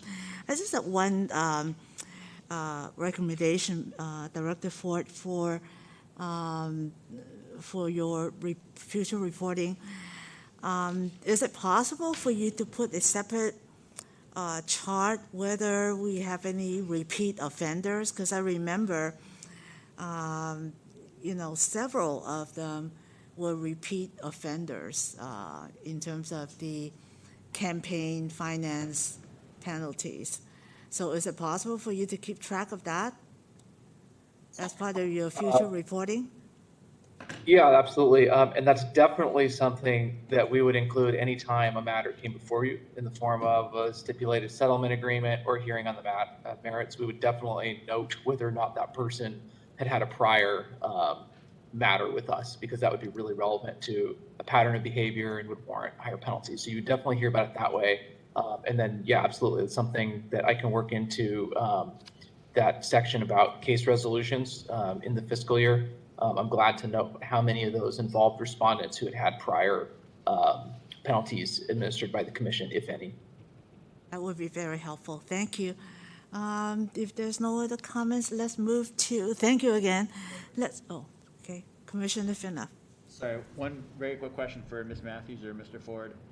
I know that you all reach out to the city attorney and the district attorney when you get a complaint to the extent that you think there may be violations of the our local code. I'm just wondering, on the other end of the investigation, once something is resolved, stipulated, finalized, is there then another reach out to our sister agencies? There is, yeah, through the chair, Commissioner Finlev, we do let the city attorney and district attorney's offices know. So for example, the STIP that was on the agenda today, we gave them a heads up once that was concluded. Thank you. Okay, thank you. Now we are on agenda item number 8, which is the presentation and discussion of Statement of Economic Interest, which is Form 700, e-filing expansion project implementation report. Let's call on our engagement and compliance manager, Ms. Rachel Gage, for the report.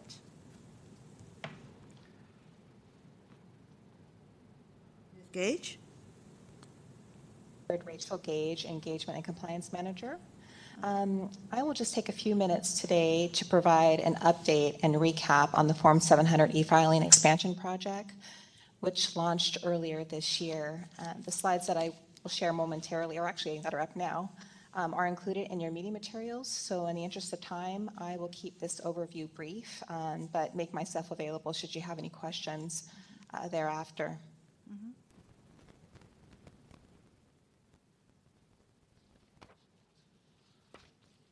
Topics I will cover briefly include a statistical update on the April 2022 annual filing deadline, a recap of the Form 700 expansion project implementation, a review on where and how to access and view Form 700 filings online, and finally a preview of the Form 700 compliance review framework that is currently underway. For contextual background, public officials and designated employees who make or influence governmental decisions are required to disclose, based on their disclosure category, financial interests on a statement of economic interest, also known as a Form 700. The Form 700 provides necessary information to the public about officials' personal financial interests to ensure that the officials are making decisions in the best interest of the public and not enhancing their own personal finances. Oops, excuse me. Operating multiple screens here, so my apologies. To improve public access to reportable information, the Ethics Commission implemented electronic filing for department heads, elected officials, commissioners, and board members in 2014, and effective this year, expanded the electronic filing requirement to designated employees that occupy positions in a department's section of the Conflict of Interest Code. A bit of additional history. For those of you who may not be aware of, the Commission first sought to expand electronic filing to designated employees in 2015. At the time, union representatives attending the Meet and Discuss conference expressed concern about certain designated employees' information being available online. Fast forward to 2019, the Commission's push to expand e-filing for designated employees was renewed, and this time was met with little resistance from unions. Subsequently, the Commission passed the regulation to require all designated Form 700 filers to file electronically beginning January 2021. However, due to the public health crisis, the launch date was revised to January of this year.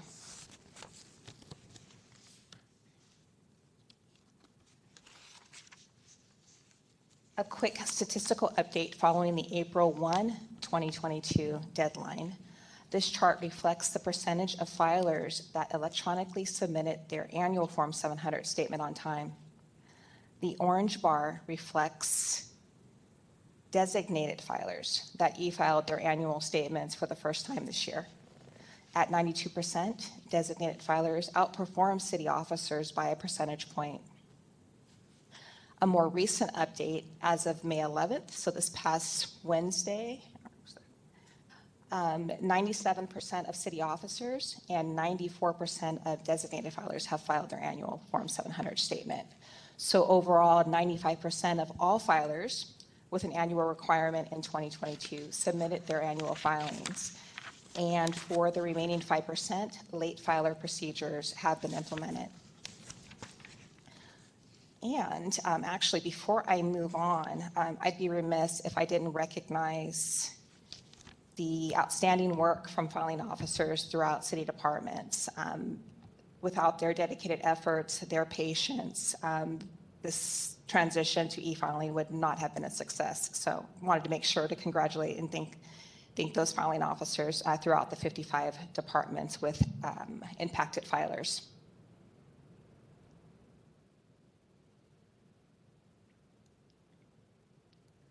This chart shows the percentage of filers that disclose reportable interests for each schedule on their annual statement. Overall, 31.4% of filers who filed an annual Form 700 statement this year disclosed a reportable interest.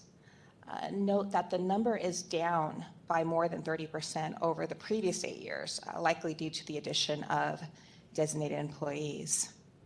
Another interesting benchmark, the top 10 largest cities that our e-filing service provider, NetFile, works with after San Francisco averaged 22.4% for Form 700s filed with schedules. So San Francisco is well above the average among large municipalities.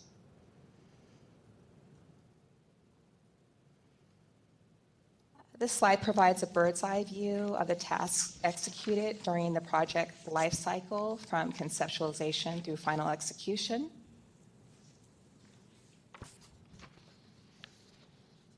This is an overview of the project deliverables carried out to assist departments and filers with the transition to electronic filing. For instance, staff established a service desk support, a dedicated support portal for the Form 700 program to help facilitate timely assistance to filers and departmental filing officers. Staff also developed an interactive training module that is hosted in the city's learning management system, which filing officers in all 55 city departments were required to complete. We also conducted facilitator-led virtual information sessions for both filers and filing officers, and we saw a very impressive turnout for all of those sessions. And also conducted extensive outreach and coordination with departments to solicit information and feedback and share important information and timely updates.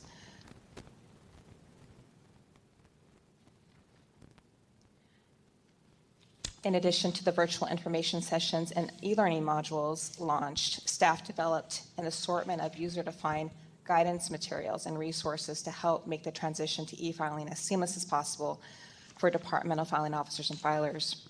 All of the materials and resources are available online on the newly reconfigured and redesigned program dedicated web pages.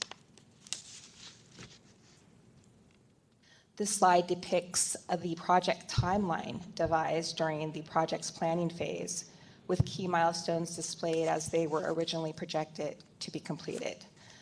However, the color coding indicates that not all milestones were met on time due to a variety of factors, but notably, all were in fact accomplished and delays did not impact outcome or results. As previously mentioned, one of the primary reasons the Ethics Commission pursued e-filing for all designated Form 700 filers was to improve public access to reportable information. With the inception of electronic filing, Form 700 statements filed by city officers and designated employees are accessible in real time via the Commission's website in various formats. Filings are searchable by filer name, position, department, or filing period, and individual statements can be viewed in PDF format. There's also an option to search and filter within the contents of statements to view reportable financial interests such as investments, interest in real property, and income across e-filed statements. And for data enthusiasts who wish to analyze data, build charts, graphs, and other insights, Form 700 data is also available in tabular form via SF Open Data. And now we'll look ahead. This slide offers a preview of the framework planned for the Audit Division's Form 700 Compliance Review Program, which is currently in development. Specifics regarding criteria, scope, reporting, are still being fleshed out, and my understanding is that the compliance reviews will commence during this next fiscal year, FY23. And that concludes my presentation. I am available should anyone have any questions. Thank you, Ms. Gage. And I just want to add that this is probably our most successful year in terms of 700 compliance. So hats off to Director Pelham and her staff for doing a terrific job of public education, engagement, and outreach. Any questions, comments? Commissioner Finla? Very briefly, Ms. Gage, thank you for your presentation. I'm curious if you or your staff keep track of how often the public actually is engaging with these Form 700s, creating data sets. I'm just curious to the extent that we are aware whether the members of the public are in fact taking advantage of these wonderful resources that are out there. Thank you, Commissioner, for the question. Great question, by the way. Periodically, I know that our electronic disclosure and data analysis team is reviewing analytics on the back end and frequently reports that out internally during staff meetings. We also look for, I know, increases or declines in like the number of hits certain pages on our website actually get. And so that's information that's also that we review often. I don't have the stats actually in front of me, but that is something that we do. We are make sure that we are apprised of. Thank you. Sure. I think that's why we have a lot of hope in terms of getting extra staff to do community engagement, because there's always a greater need to get the public more engaged and more aware of accessing information that it's for them. So any comments from Commissioner Bush? Thank you. I apologize for what appears to be a very informal way of appearing with you. We've been waiting for a long time for exactly the kind of work that you're doing, so it's most welcome, and I'm glad that it's being done in such a thoughtful and complete manner.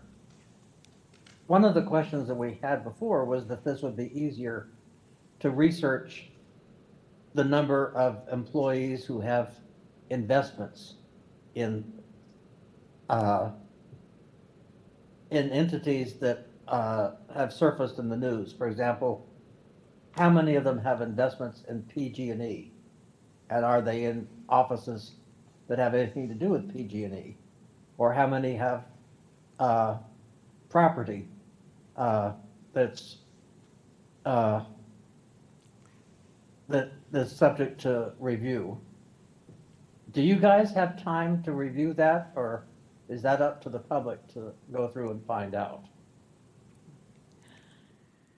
I think I can answer that question to some extent. I think that will definitely likely be the type of information that the compliance review program looks at. I'm not sure that we would be looking at it specifically from the point of view of how much, how many interests in any particular with any particular company or vendor. I think that review period will, that review program will look mostly at potential downward or undesirable trends, potential conflicts of interest, under-reporting, over-reporting, and things of that sort.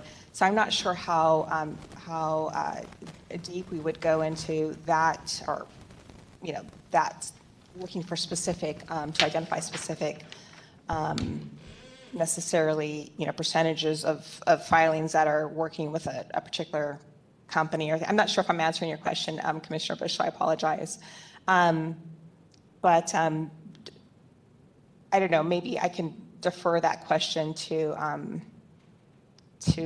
our wonderful executive director to expand on that a little bit more, if that is one of the areas maybe we will be looking into at some point. Thank you, Ms. Gage. With an introduction like that, I'm happy to try and respond. But I think your presentation actually did that. And Commissioner Bush, I think the search contents across filings page that linked to the place on our website where the public can go, that is certainly a primary tool that we have on our website, so that the public, if they have a question about who owns stock in something that they may have had to report, they can go in and plug in the information and do a search on their own.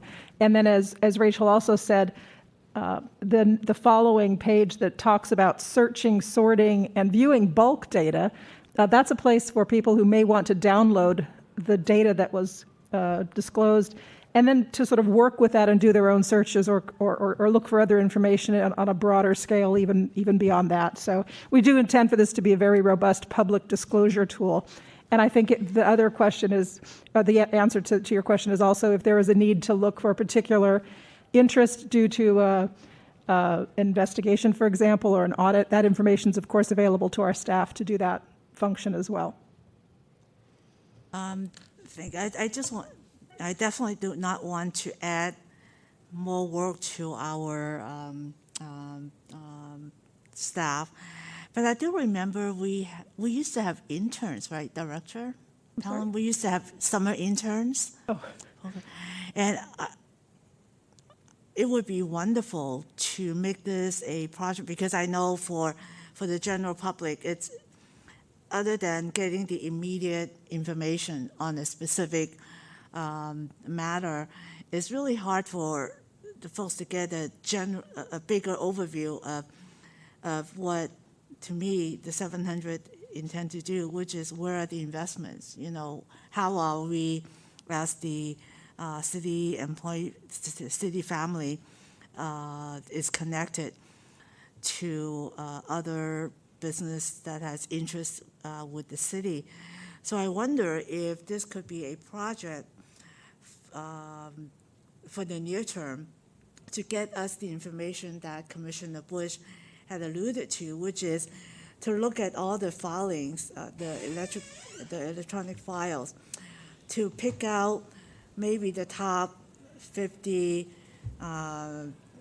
corporations or companies that does business with the city, and to look at, how the percentage of the 700 filers have investment in those. I think that would give us a good starting point to look at the relationship between the city family and the business community that does business. And I imagine, I'm not a tech person, so I'm hoping that for people who work in the tech field, it may not be that difficult now that we have such a rich source of information at our disposal. So I hope the director can consider that when you look for our mighty summer interns for this. Thank you for that feedback. Oh, excuse me. I completely endorse Chair Lee's approach and the use of interns. I would suggest that we do two things in alliance with that. One is that we provide a guide for the public of what can be found on ethics data.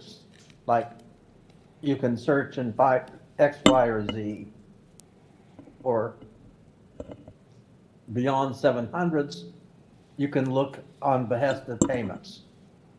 Or if you're looking at major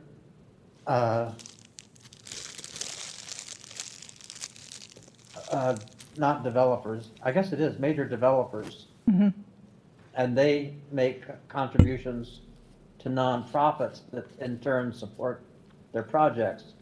But we don't really have easy access to know what that actually amounts to, because it's just listed. It's not aggregated in a way that lets you look at it. So if we had a cheat sheet, as we used to call them back in the day, then the public could, for now, get started on this on their own, and they'll want to do on their own anyway.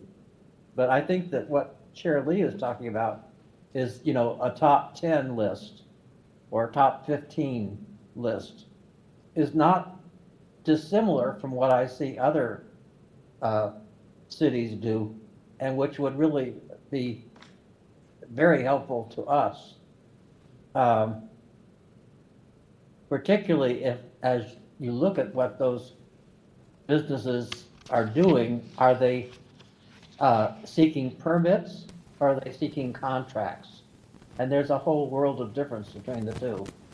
So I endorse Chair Lee's approach, and I hope that some version of this can be done if we do get summer interns. Thank you. Thank you, Commissioner Bush. If I might just respond very briefly to both your feedback and Chair Lee's feedback. I think this is exactly the kind of information that's helpful for us as we're continuing to develop the compliance review process for the Form 700s. There are multiple angles that you've both identified in terms of how the public might access and understand this information, both in terms of there are potential conflicts or issues that might need to be dealt with from a compliance or a guidance or an enforcement standpoint, but also just understanding, you know, how people understand their reporting requirements. So I think, you know, as we're looking at making a pilot Form 700 review process as effective as possible, I think these are ideas that are going to very much help shape that process and what it looks like. And I think your point about having a guide for the public to understand this information as easily as possible is a very good point that we hear as well. So thank you for that feedback. Okay, thank you. Let us go to public comments, please, moderator. Thank you, Madam Chair. We are checking to see if there are callers in the queue. For the members of the public, we are currently taking public comment on item number 8, presentation and discussion of Statement of Economic Interest, Form 700, e-filing expansion project implementation report. Please stand by. Madam Chair, we have one caller in the queue. Thank you, caller. Your 3 minutes begins now. Can you hear me okay? Yes. Excellent. David Pilpel again. So good staff work on this. Several people have been involved in this project over the years. I wanted to call out in particular Stephen Massey, Jared Flores, and Johnny Hosey for all of their good work over the years. So thank you. I think work is still needed in the area of consultants. It is generally up to city departments to determine the disclosure categories that are applicable to consultants. Large departments like MTA and PUC regularly have consultants that are subject to Form 700 filing requirements, but it's entirely up to them. It's a very fuzzy area, and I think that some further written guidance, direction, and work in this area would be helpful. I could give some examples, but I'll leave it at that for the moment. Also in the area of large departments reorganize periodically because they're large and they can reorganize. The conflict of interest code is not always updated immediately to reflect those changes. There's usually a lag to the 2-year review cycle at the board.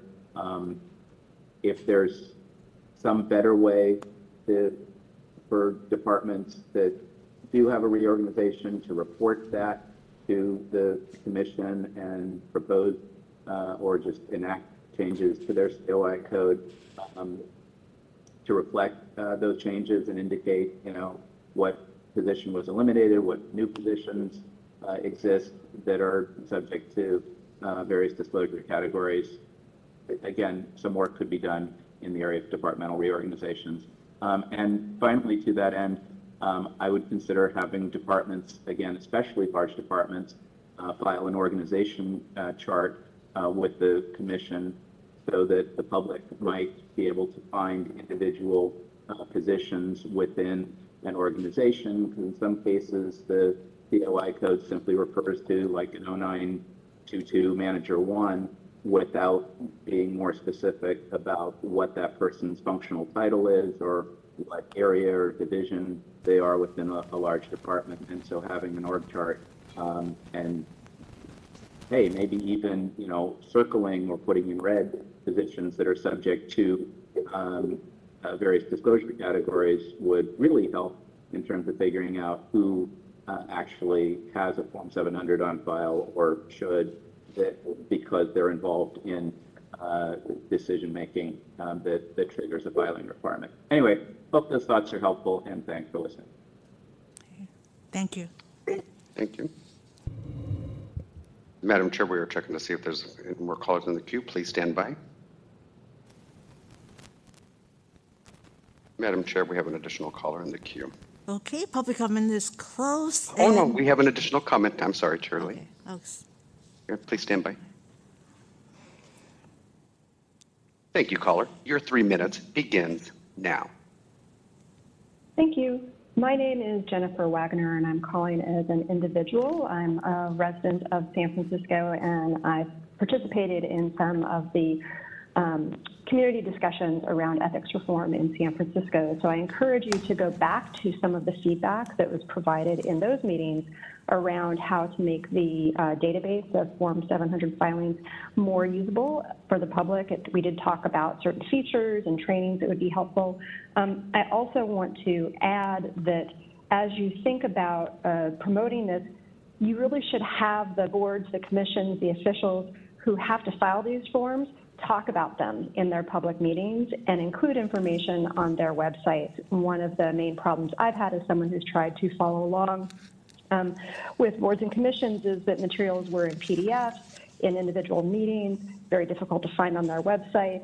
And there are already people who are trying to find this information and making sure that it's available through all of these different opportunities, whether it's live sessions and they're required to make announcements and talk about ways that the public can find your database and get trainings about it, to their materials online, in print, and other places would be greatly appreciated. Thank you.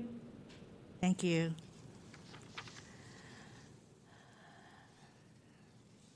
Okay, please stand by as we check for future callers, additional callers in the queue.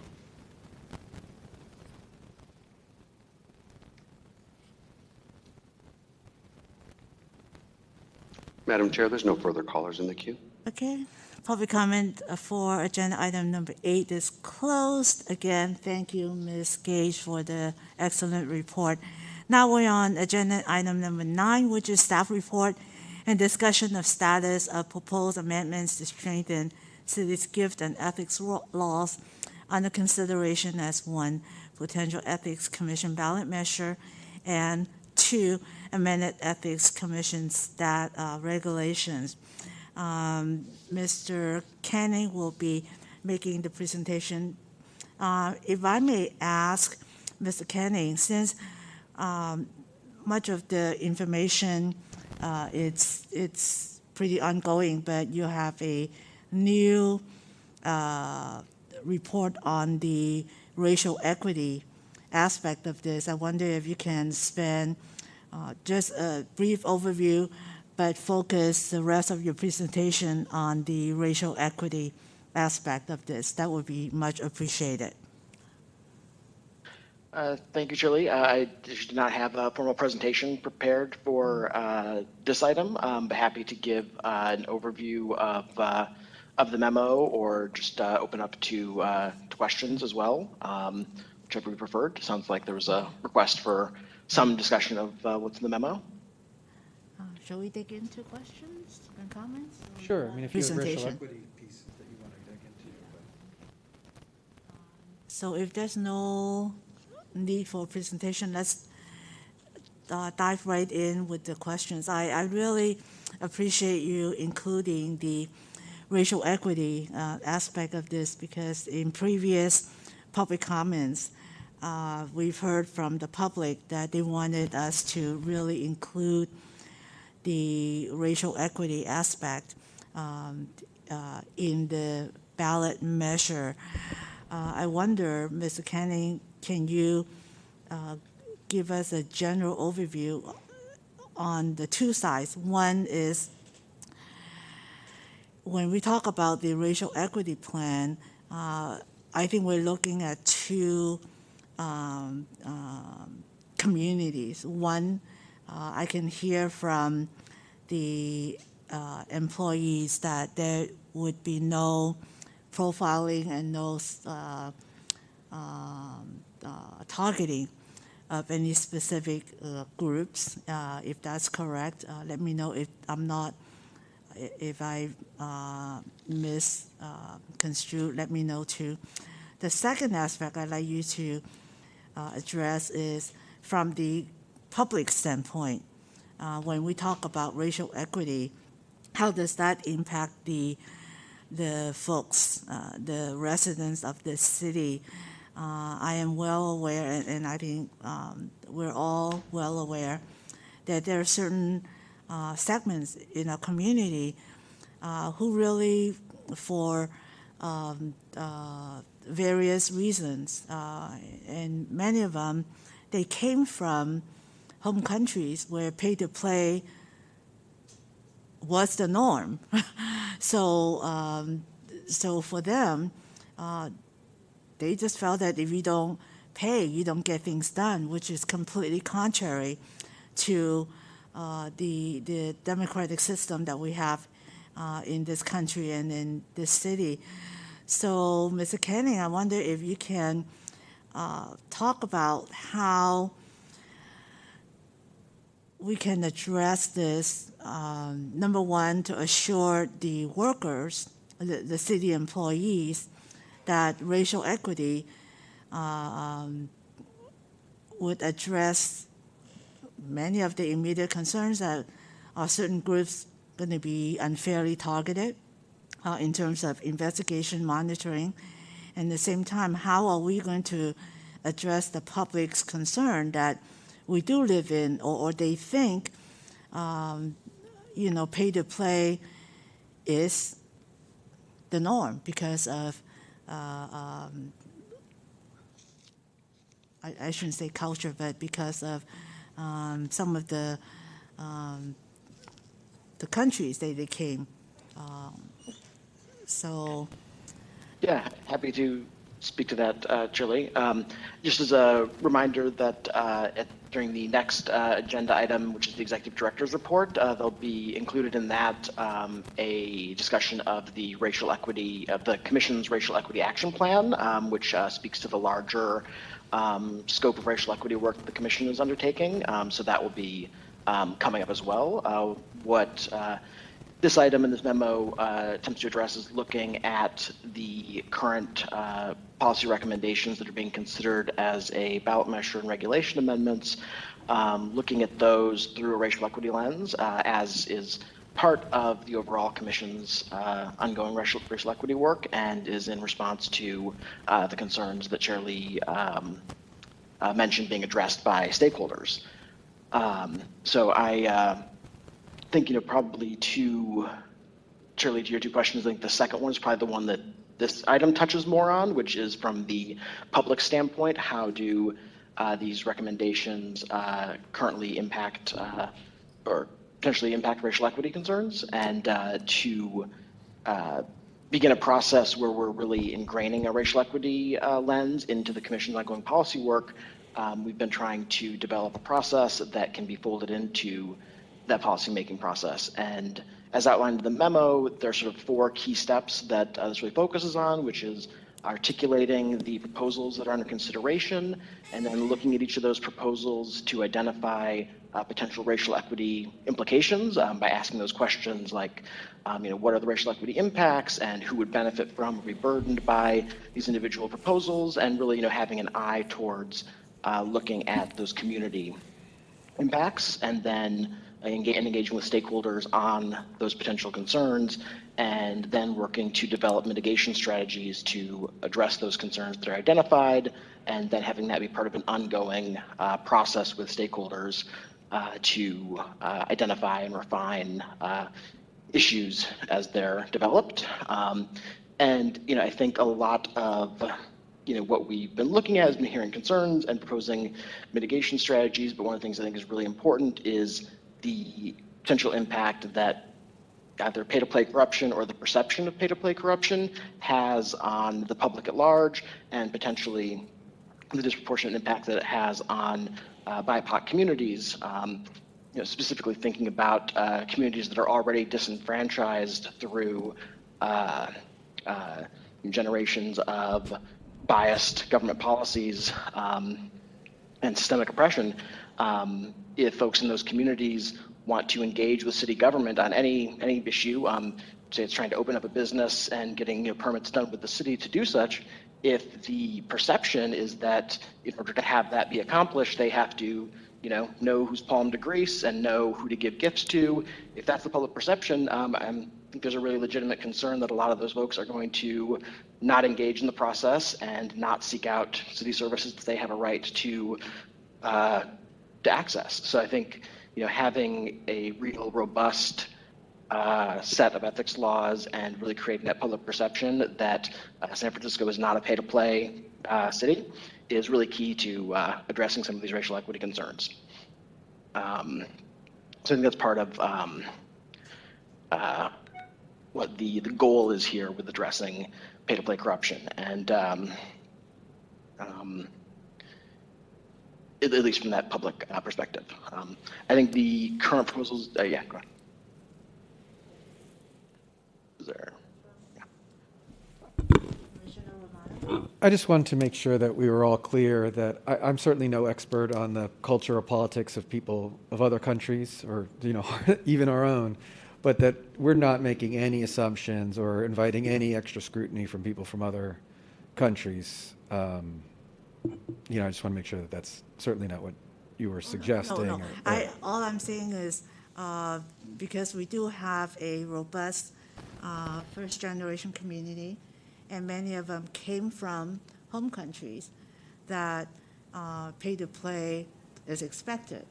So when they come to this country, they get this, and especially when they read about these news stories, they do think that, well, maybe it's the same game as usual, and if I cannot afford to pay, then I don't get the same service and what have you. And I want to make sure that this commission, through our engagement, through our outreach, to remind the folks that this is, as Mr. Canning said, this is not a pay-to-play city.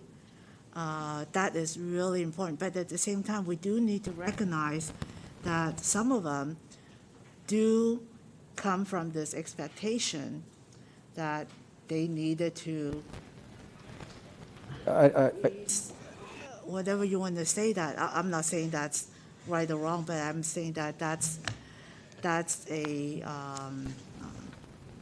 is something that has been said when the first case came up, and I think that we have a strong responsibility to remind the public that this is not the case in this country, in this city, and that when we talk about racial equity, that has to be an important component. We need to recognize that not everybody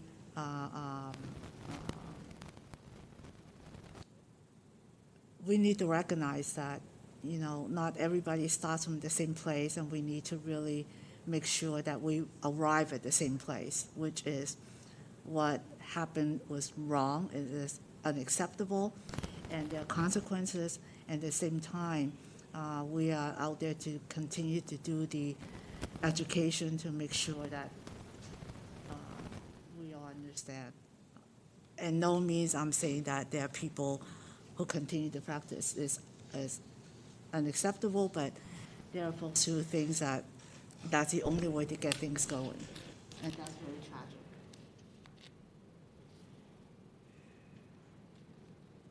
Commissioner Bush?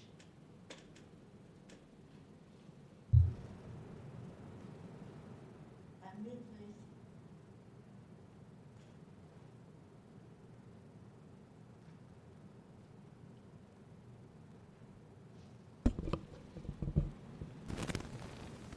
You're still muted, Commissioner Bush.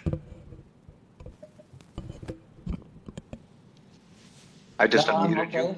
There you are. There you go. Thank you. Many years ago, I was the information officer for the U.S. Foreign Service Agency. And in particular, I was the officer for the Food for Peace program, in which I traveled to countries like Pakistan and India and Indonesia and other places in the Far East. And pay-to-play was certainly an important part of doing business in those countries. And it was a practice which the U.S. government did not want to see us engaged in. And at one point during the time I was there was a actual policy that came out from Congress that dealt with making gifts to potential foreign buyers. And I was myself asked for bribes, what I would consider bribes, a number of times. And they were not small. I had 42 ships in the harbor in Bangladesh, and they wanted me to pay a premium to the official in charge of all of that. So I understand that there is a tradition that people are welded into, and then they come here, or else they're involved in purchases from here and are looking for the same kind of arrangement to take place. So I don't think there's anything wrong with being aware of that, or making sure that our policies take into account, without identifying any particular entities, that there are those who will seek a private benefit from a public policy. So I'd just like to take note that this is not a new phenomenon, and it's not limited to the city of San Francisco. And we can learn something from what others have gone through. Thank you. Commissioner Finlove?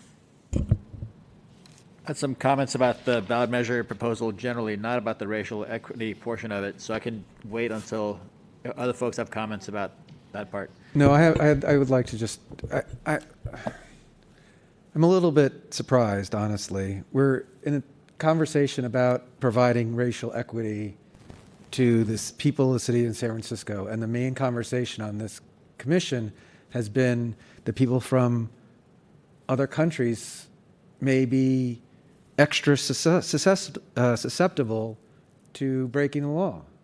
And I think it's the exact opposite of the point of a racial equity review.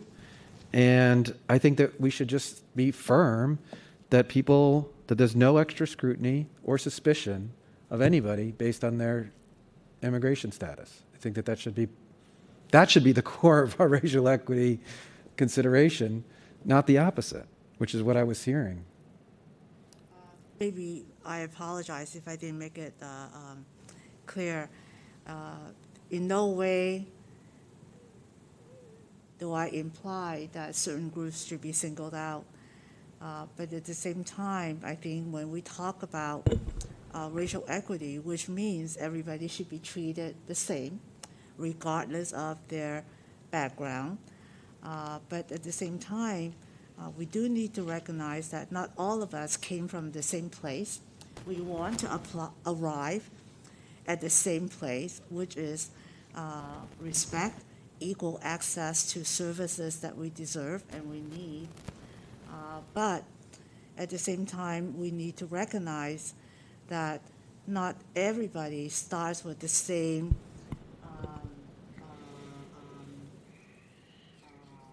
awareness. And it is up to us to make sure that we're aware of where everyone comes from, so that when someone says, I want to provide a box of dim sum for for you helping us pave the road, we need to keep in mind that, while some may say, well, this is bribe, but at the same time, we do need to recognize that maybe for their, I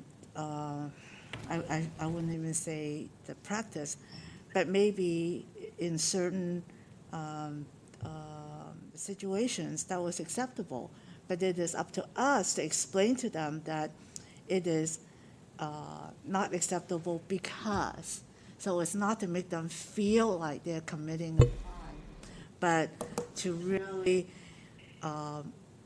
help all of us understand why we have these ethics rules, why we have these gift rules, understanding where they came from. It's different from where you and I came from. That's all I'm saying. Not to be targeting anybody, but it's really important for me to be aware so that when something potential come up, we are more empathetic. That's all I'm saying. Not to excuse any activities, but at the same time, recognize that everybody came from a different background, different expectation of what good government is. In some places, good government may means only certain people get what they need because they have the privilege, and that's not what we're here. We're just talking about equity, equality, but at the same time, understanding where each of us come from is different. Chair Lee, if I could ask, we heard that it was hard to hear you. If you might be able to be closer to your microphone. Thank you so much. Okay. And I'd like to thank Commissioner Romano for clarifying what might have been misunderstood. Okay. Thank you. Commissioner Finlay. Yeah, I just wanted to update my fellow commissioners on some work that I've done. When I got on the commission, I had some members of the public and of the stakeholders, I guess, reach out to me to ask to speak to me to air their concerns about the proposed ballot measure. And I told everyone, no, let's speak at commission meetings, because it seemed strange to me that commissioners would speak with members of the public outside of the commission meeting setting. I then learned that commissioners do in fact do that. There's nothing improper about it, but it's still my preference was to just meet with folks during commission meetings. So I pushed to have a meeting a few months ago where we heard from members of the public and from our city partners, city agencies, members of city staff.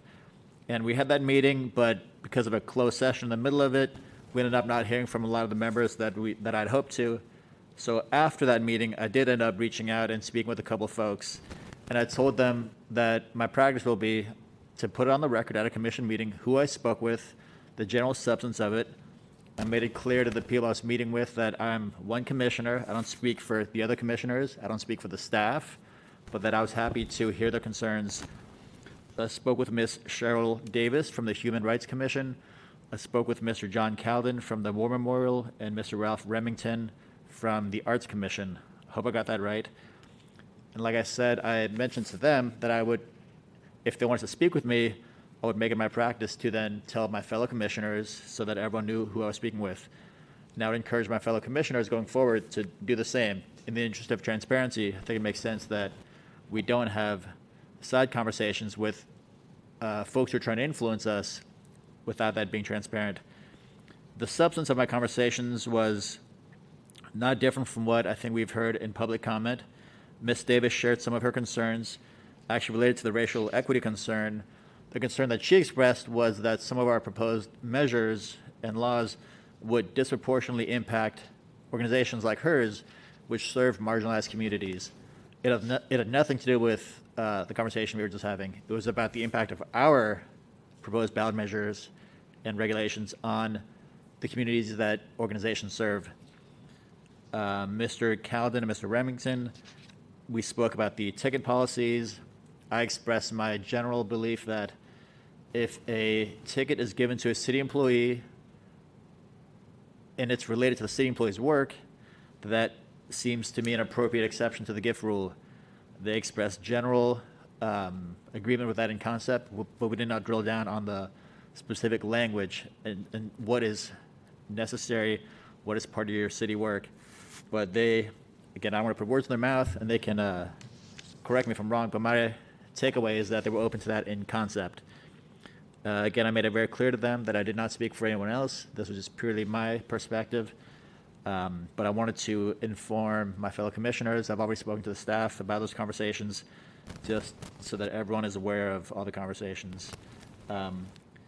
And taking me to then today, the agenda before us, the item, as it relates to that ticket issue, my concept is still that if the ticket is somehow conditioned, when I say ticket, I'm referring to tickets to attend both cultural events and also fundraisers. They're two separate issues, but I think the language is the same to both of them. My understanding is that the language is still potentially in the works or being ironed out, but I'm open to the concept that the ticket should be an exception to the gift rule if the attendance is in fact necessary for the employee's work. What necessary is, I leave to people who are better situated to determine. But that's, I think, one of the issues going forward that may be thorny, and that's kind of how I feel about that at the moment. With that, I'll cease my comments. Thank you, Madam Chair. Good. Okay. Sorry about that. Ticket rules, I think there was some discussion between whether it's one ticket or 1+1. Did you hear any comments from them about that? Yeah, thank you, Madam Chair. I think some folks, members of the public, have expressed to us this concept of a +1. My personal response is that that's a whole different situation. If it's necessary for the city employee, that's one thing. I don't see why it's necessary for the employees +1 to attend.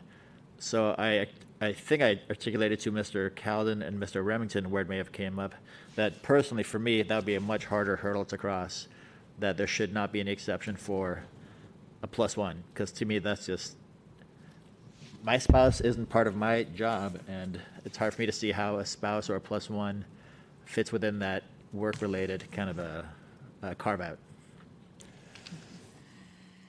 Commissioner Romano? Yeah, I have a question and a comment. First, with regard to the conversation that you had about the racial equity piece and how our measure may impact marginalized communities, can you elaborate on that at all? Sure, that was with Ms. Davis. Yeah. And it was not a very specific conversation, but generally her comment was that her organization, the Human Rights Commission, and other city agencies provide service to communities that are generally marginalized, and she is concerned that the regulations would disproportionately affect her organization in terms of her organization's ability to access other city leaders, for her personally to be able to attend other city partners that it would somehow stymie her ability to attend a fundraiser hosted by an organization serving underserved communities. That was the general thrust, but we didn't get more specific than that. It was getting back to the tickets, ultimately. Yes, this was in the context of attendance at fundraisers, tickets to attend fundraisers. And then for the nonprofit fundraisers versus the entertainment, because you're right that they are separated out. So she was more concerned about the fundraising piece rather than the entertainment. From my recollection, I do not believe I discussed cultural events with Ms. Davis. I think it was just the fundraisers. Okay. That makes sense to me. A couple of comments on my part. For my part, I remain, I think, probably, well, I would treat the two ticket categories different. I'm talking the two categories, the entertainment ticket category and the nonprofit fundraiser category. For the entertainment category, I'm of the opinion that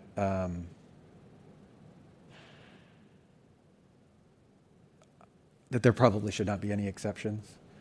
I'm open to the fundraising free tickets, and especially for smaller nonprofits.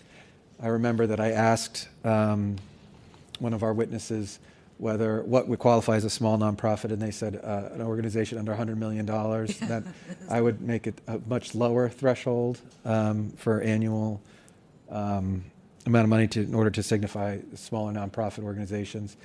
And I agree with you on the +1 circumstance with regard to the tickets.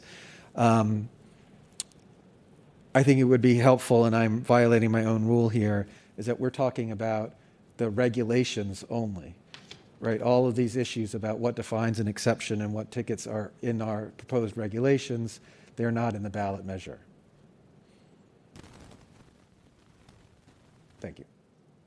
Was that a question at the end? No, that was an assertion. Okay, let's see if our virtual commissioners have any questions. Ms. Commissioner Florence Fang.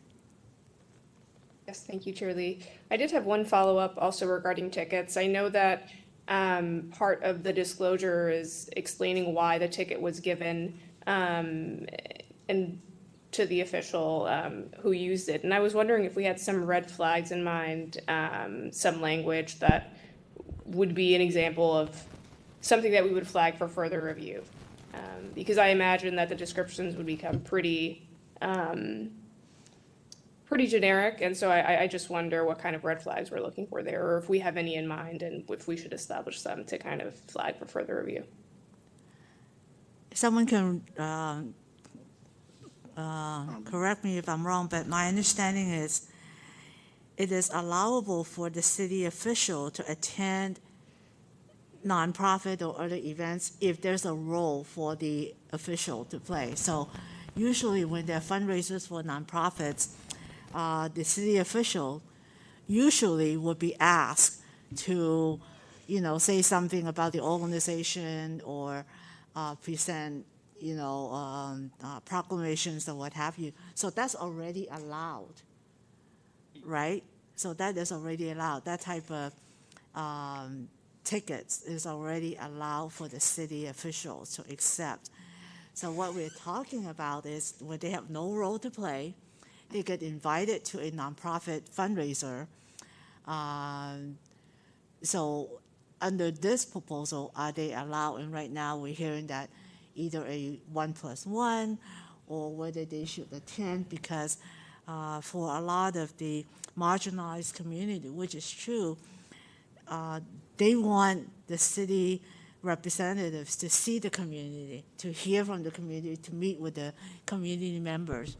That's why it's really important for them to have city officials presented or in attendance in the events, whether it's a cultural event, entertainment, or fundraiser. So it's already a current acceptance that city employees can accept tickets if there is a role for them to play, and they always have a role to play. by Shirley, may speaking. I speak to that? Yes, please. Yeah, so there's currently in the state rules, there are exceptions to allow for accepting attendance to events if you're performing a ceremonial role or giving a speech. Those are two exceptions that with the ballot measure we would lose automatically, but they are part of the recommendations to copy those exceptions into local rules, so those would continue under this set of proposals. The additional, one of the additional exceptions that's being considered is for attending nonprofit fundraisers.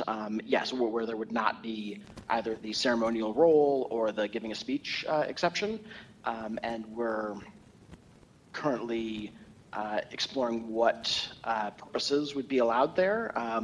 Currently we say in drafts of necessary to carry out the official city duties, which may include things like attending the event to share information with other attendees, or to build and maintain relationships with grant recipients or potential grant recipients for the purposes of city business, and for the department to show support for city-funded projects, as long as those tasks are part of the city officials' duties.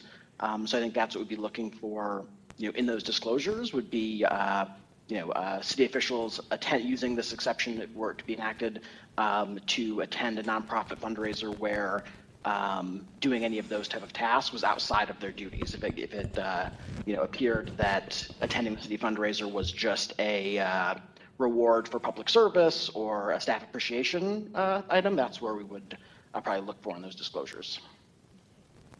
Thank you, that's very helpful. I think to follow up on Commissioner Flores-Fang's question, I think under current law, as long as a ticket fits within an agency's ticket policy, I'm not sure that there's a requirement that the recipient disclose the purpose of their receipt. Is that right, Mr. Canning?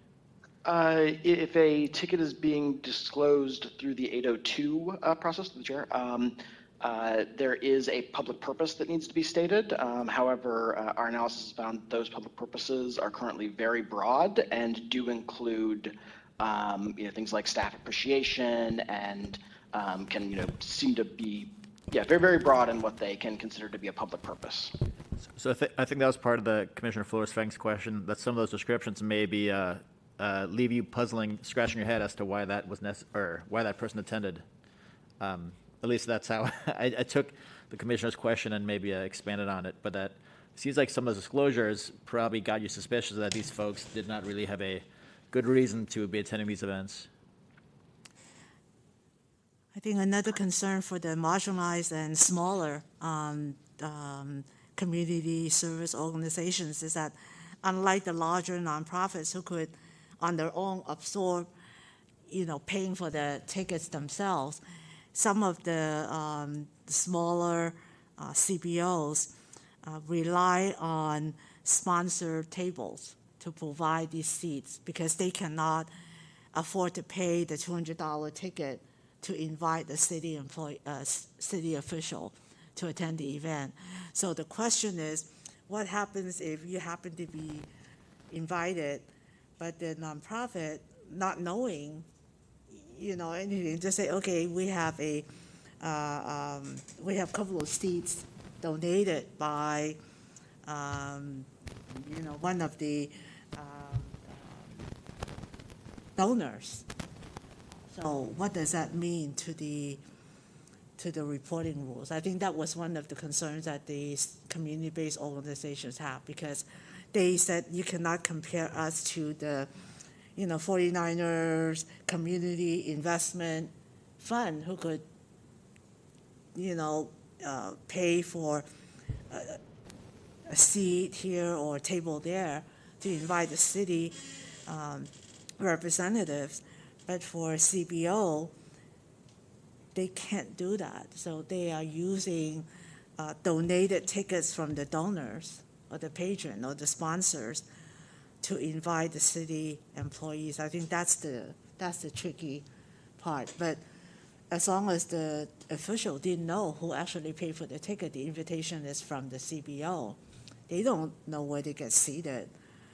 I've seen city employees having to sit with different tables every course so that everyone gets a chance to talk to them. So I think there's a way for us to work on that. But I think that's why a lot of the smaller nonprofits are very concerned about this ticket rule. Yeah, and that is an issue that Mr. Canning addressed directly in his racial equity memo. And I agree that removing liability from the giver, as we've discussed in the restricted source issue, largely I think addresses that concern, because the CBO, the non-city partners are no longer on the hook for their inadvertent conduct. But I think, Mr. Canning, one way to move this forward productively, maybe whenever you're ready to present in the drafts that you give us, at the stage that you're ready to include some of the proposed language about what is necessary, that may be helpful. I know that that's going to require a lot of back and forth with the MEA folks and whoever else is affected, I assume. But I think at some point that may be helpful to make that part of our actual packages, so that we commissioners can talk about that. Okay, great. If there's no more comments, let's go to public comment. Moderator.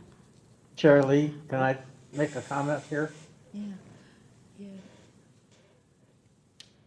Is it okay? Of course. I just didn't see you on our screen. I'm obscured. I know that. I just was going to recommend that a memo go out to city departments in advance of major events that often result in gifts, like Thanksgiving or Christmas or Chinese New Year's, in which there are often things like a free turkey or something else, little gifts, an envelope, a red envelope for Chinese New Year's. And just that things are held within a certain reasonable standard. And as part of that,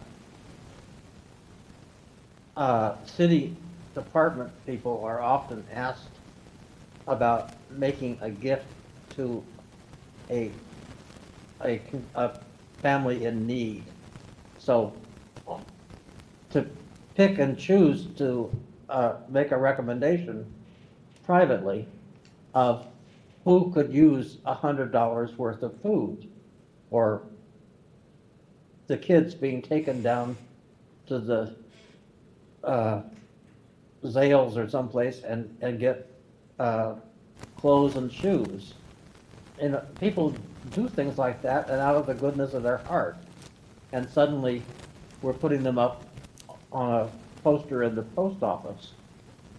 So there must be a way of doing this with a confidential disclosure, so that you're not putting people up on Main Street, and yet allows people to do things that are meaningful to them and meaningful to the beneficiary, but which are in effect behest payments.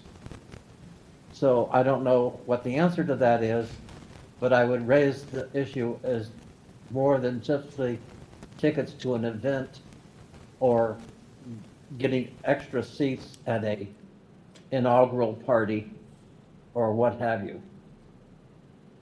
And that's what I have to say. Thank you. Let's go to public comment, please. Thank you, Madam Chair. We are checking to see if there are any callers in the queue. For members of the public, we are currently taking public comment on item number 9, staff report and discussion of status of proposed amendments to strengthen city's gift and ethic laws under consideration. Please stand by. Madam Chair, we have 2 callers in the queue. Welcome, caller. Your 3 minutes begins now. Hi, this is Debbie Lerman from the San Francisco Human Services Network.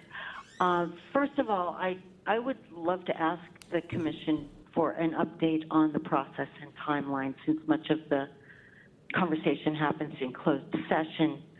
I don't think we've had a recent update on whether the Commission is still looking towards a November measure, and what the deadline is to put it on the ballot. Secondly, I would like to urge the commission to adopt the staff recommendation around promotional items from nonprofit organizations. These are things like when an organization gives out T-shirts or buttons or things like that. They are inexpensive items. They do not tend to generate any kind of corruptive influence. And it sure means a lot when you see a public official walking around the neighborhood wearing your organization's T-shirt. It sends a message that this is an organization whose work needs to be supported, and it even tells people who are in need that this is a place where they can get help. So I hope that the commission will adopt that language. And third, I want to touch briefly again on the issue of fundraisers, which I think is our greatest remaining concern with this potential measure. Our nonprofit organizations, our health and human service nonprofits, invite public officials all the time. As staff has laid out, it helps support our fundraising efforts. Our organizations are not 100% funded by the city and have to find funds in other areas. And that support means a tremendous amount in getting support from our donors and support from the community. It is a racial equity issue. It is important for small BIPOC-led organizations, but it's also important for the larger organizations. Size is not the key determinator here. Our organizations are all underfunded, even if they are large. They are serving a disproportionately marginalized community of people in San Francisco.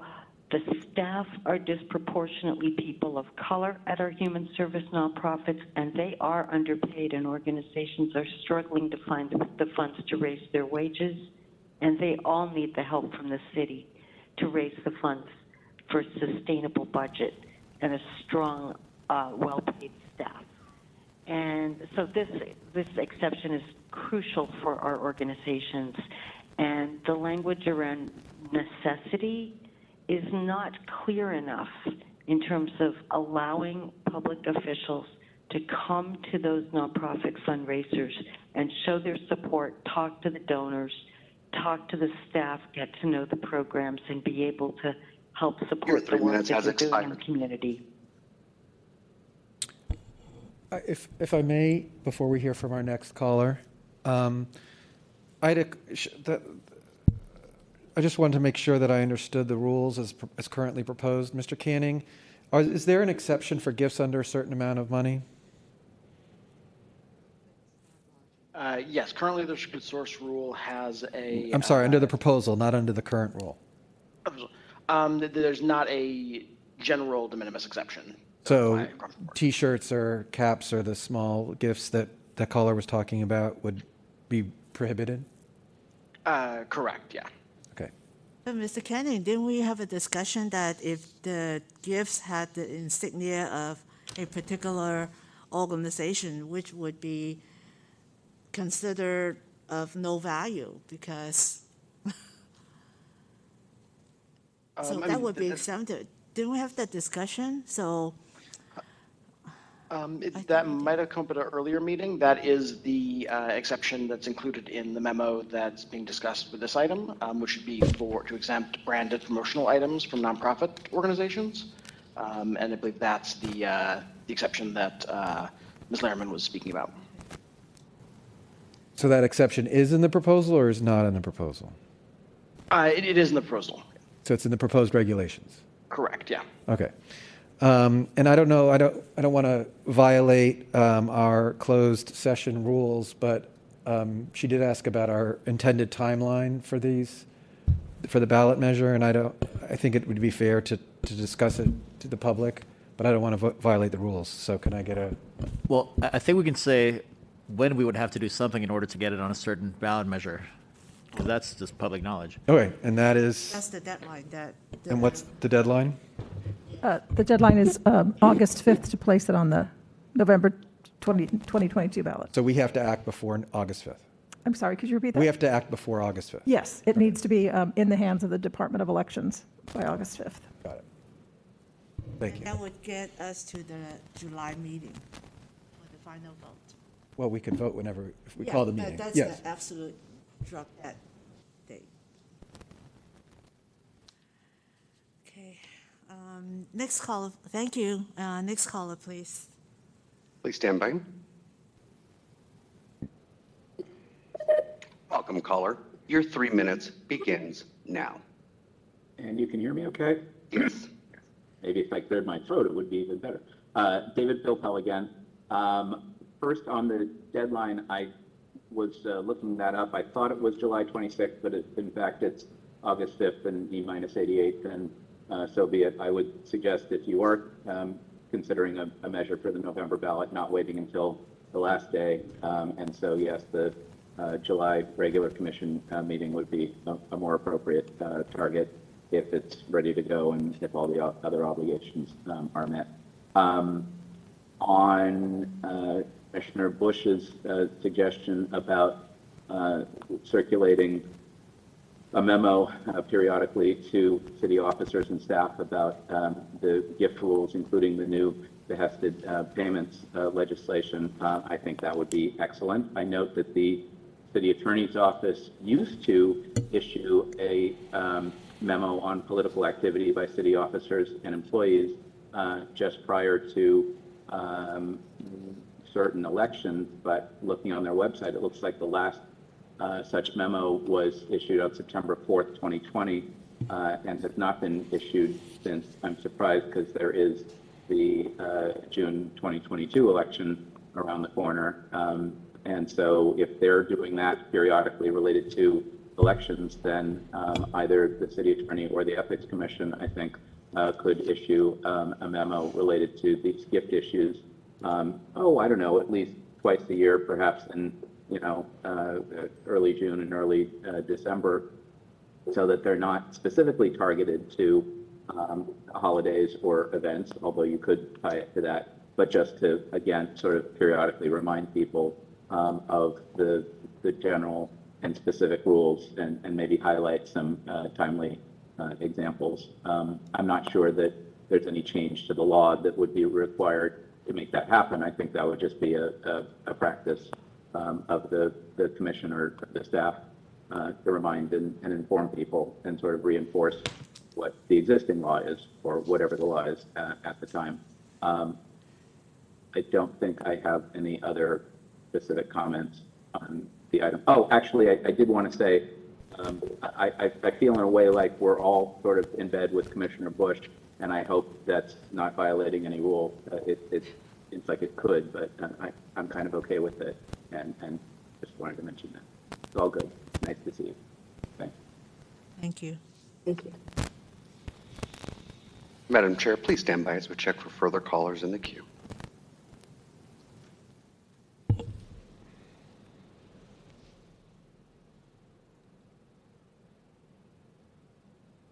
Madam Chair, there's no further callers in the queue. Thank you. Public comment is closed. Moderator, can you make sure that both commissioners are always on our screen so that we will be able to see them? Yes, if they have their camera on, then they can be seen. Oh, okay. Okay. Yeah. Because I have not been catching the other commissioner. Okay. Public All right, comment no is worries. closed, so now let us proceed to agenda item number 10, which is discussion of Executive Director's report. Director Vellum? Yes, thank you, Chair Lee. Excuse me. As Mr. Canning alluded to in the last report, this Executive Director's report includes several items also related to the city's and our commission's work in the racial equity arena. As I note in the report, first off, the deadline for departments to update their racial equity plans to the Office of Racial Equity was May 2nd, so we have provided that, the document attached to my report as well as linked on our website with that template that goes through a variety of specific action items that are identified by the Office of Racial Equity and where our work stands at this point, and then also looking forward to the coming year. So we submitted that, and that's available for your review. Two other other items that were also requested to be submitted on May 2nd, which I think are maybe the place to start, just as a highlight for this meeting, and then hopefully scheduling a more in-depth discussion of this at the Commission's timeframe at a subsequent meeting. Because we realize there's a lot of information to digest here. One was the progress report that departments were asked to provide, and that contained two key pieces. One piece was a series of summaries and reflection by departmental leadership on our work to date in the racial equity area, and then also highlights of the types of things that we hope to be working on in the coming year as priorities in this area. So we've identified that in what I've listed here in my report as Part A. And then there's a Part B, which includes a budget equity tool sheet, a budget equity tool worksheet that asks departments to go through an inventory of the various programs and services you provide, and then also to see how they align with those key areas that we've identified for advancing racial equity within our department and within the city, given the services and functions that we have. So that's Part B. That's also attached for your reference and for your review. I'm happy to answer any questions about any of those if you have them. Again, this is something that I think over the past, to be very brief in summarizing this, over the past year and a half, our focus has been very internal. We've been doing a lot of hiring and a lot of recruitments, and so our focus has inevitably been on those areas of our work. And I think as our racial equity plan continues to evolve, as our documents indicate, it's really starting to open up that discussion to a broader impact. As Mr. Canning said, we think there's an essential and organic starting point for that conversation within the policy discussion process and policy development and analysis. So we're looking forward to continuing to build that out with further impact and feedback from stakeholders as we do that. And then we're also looking forward in the coming year to working with our colleagues at the Department of Human Resources to make sure that we can actually talk to our staff, survey the staff, find out what we need to learn, what we can understand better than we have so far. And so because we're a small department, we have considerations about wanting to make sure people feel free to convey what they would like without any specificity about who's providing the information. So we want to be sensitive about that, but we are looking forward to broadening the engagement throughout our staff in the coming year. Separately on the update for this month is, I'm not sure it's really an update, but information about where we stand on the FY23 budget. At this point in the budget cycle, we typically have had some conversations with the Mayor's Budget Office. Our first meeting was yesterday. We requested to meet with the Mayor's Budget Director and our budget analyst in that office. We don't have any information at this point. We do not have any information or feedback from that office about what may or may not be included in the Mayor's proposed budget. At this time, they weren't able to provide us with any specific information. You may recall that the Mayor will release her budget proposal for the city on June 1st, so that's a couple of weeks away. But that's what we know at this point, is that we really have no further information about our budget. There was some concern that the Mayor's staff reflected that citywide, given that there have been so many position vacancies throughout many city departments, that there was a concern about funding new position requests when the old positions that had been requested and funded had not yet been filled. So I don't know if that's going to have an impact on our request or not, but at this point, unfortunately, I just don't have any specific information for you about the status of our budget request as the Mayor's office sees it. I do have some specific news on the hiring front, though, which is the recruitment and hiring front. As I mentioned in my report, given that we have a vacancy in the policy division's lead staff position following Pat Ford's appointment as Director of Enforcement, Michael Canning has been appointed to serve as an acting senior policy analyst, a team of one who I think you can see has been doing some pretty heavy lifting and in a very impressive way. So we're grateful that he's willing to play that role, but that is an acting appointment until we can sort through what the status is of the other position in the division and what our budget looks like, where it ultimately lands. And then importantly, we have started the interview process for our Ethics at Work team. There's one position on the team that is still in recruitment in terms of applications coming in, but we are starting to talk with applicants and are very hopeful about giving further updates of positive news June meeting, so I'll leave it at that. And I think I will leave it there. I'm happy to answer any questions. Thank you. Comments, questions? You Commissioner Finlay? You mentioned city-wide vacancies. Is there like a percentage of how many open? I'm just curious, citywide, how the hiring situation or the vacancy situation. Commissioner Finlay, there probably is a number. I don't know it. But I'm happy to follow up with a commission to provide that if that's of use. Yeah. I was just curious. Yeah. Anyone else? No questions, no comments. Let's go to public comment, please. Thank you, Madam Chair. We are checking to see if there are any callers in the queue. Members of the public, we are currently taking public comments on agenda item number 10, the Executive Director's Monthly Report. Please stand by.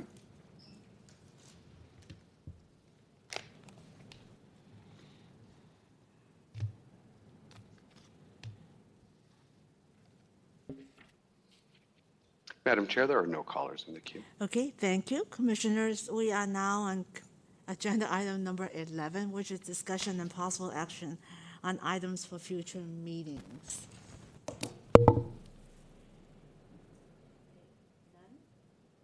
Public comments, please. Thank you, Madam Chair. We are checking to see if there are any callers in the queue. Please stand by.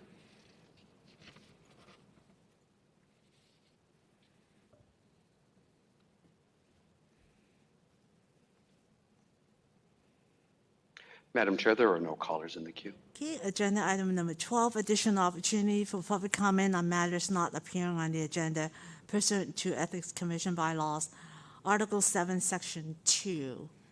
Public comments? Thank you, Madam Chair. We are checking to see if there are any callers in the queue. Please stand by.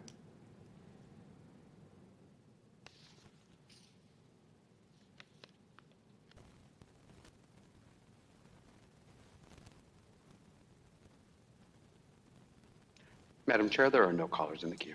Okay, agenda item number 13, adjournment. I understand Vice Chair Bush would like to make a special presentation.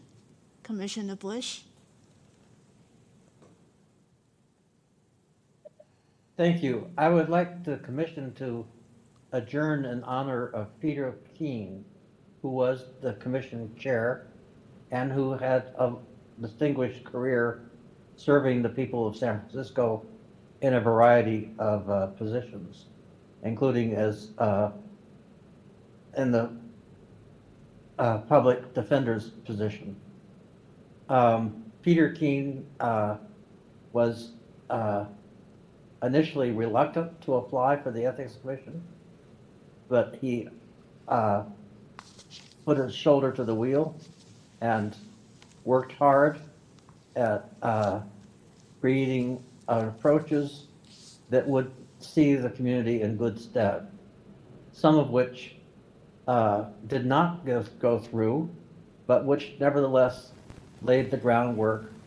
For example, he was the leader of the effort to deal with behest payments and their influence on city officials, with a proposal that would ban behest payments going to city officials or being directed by city officials.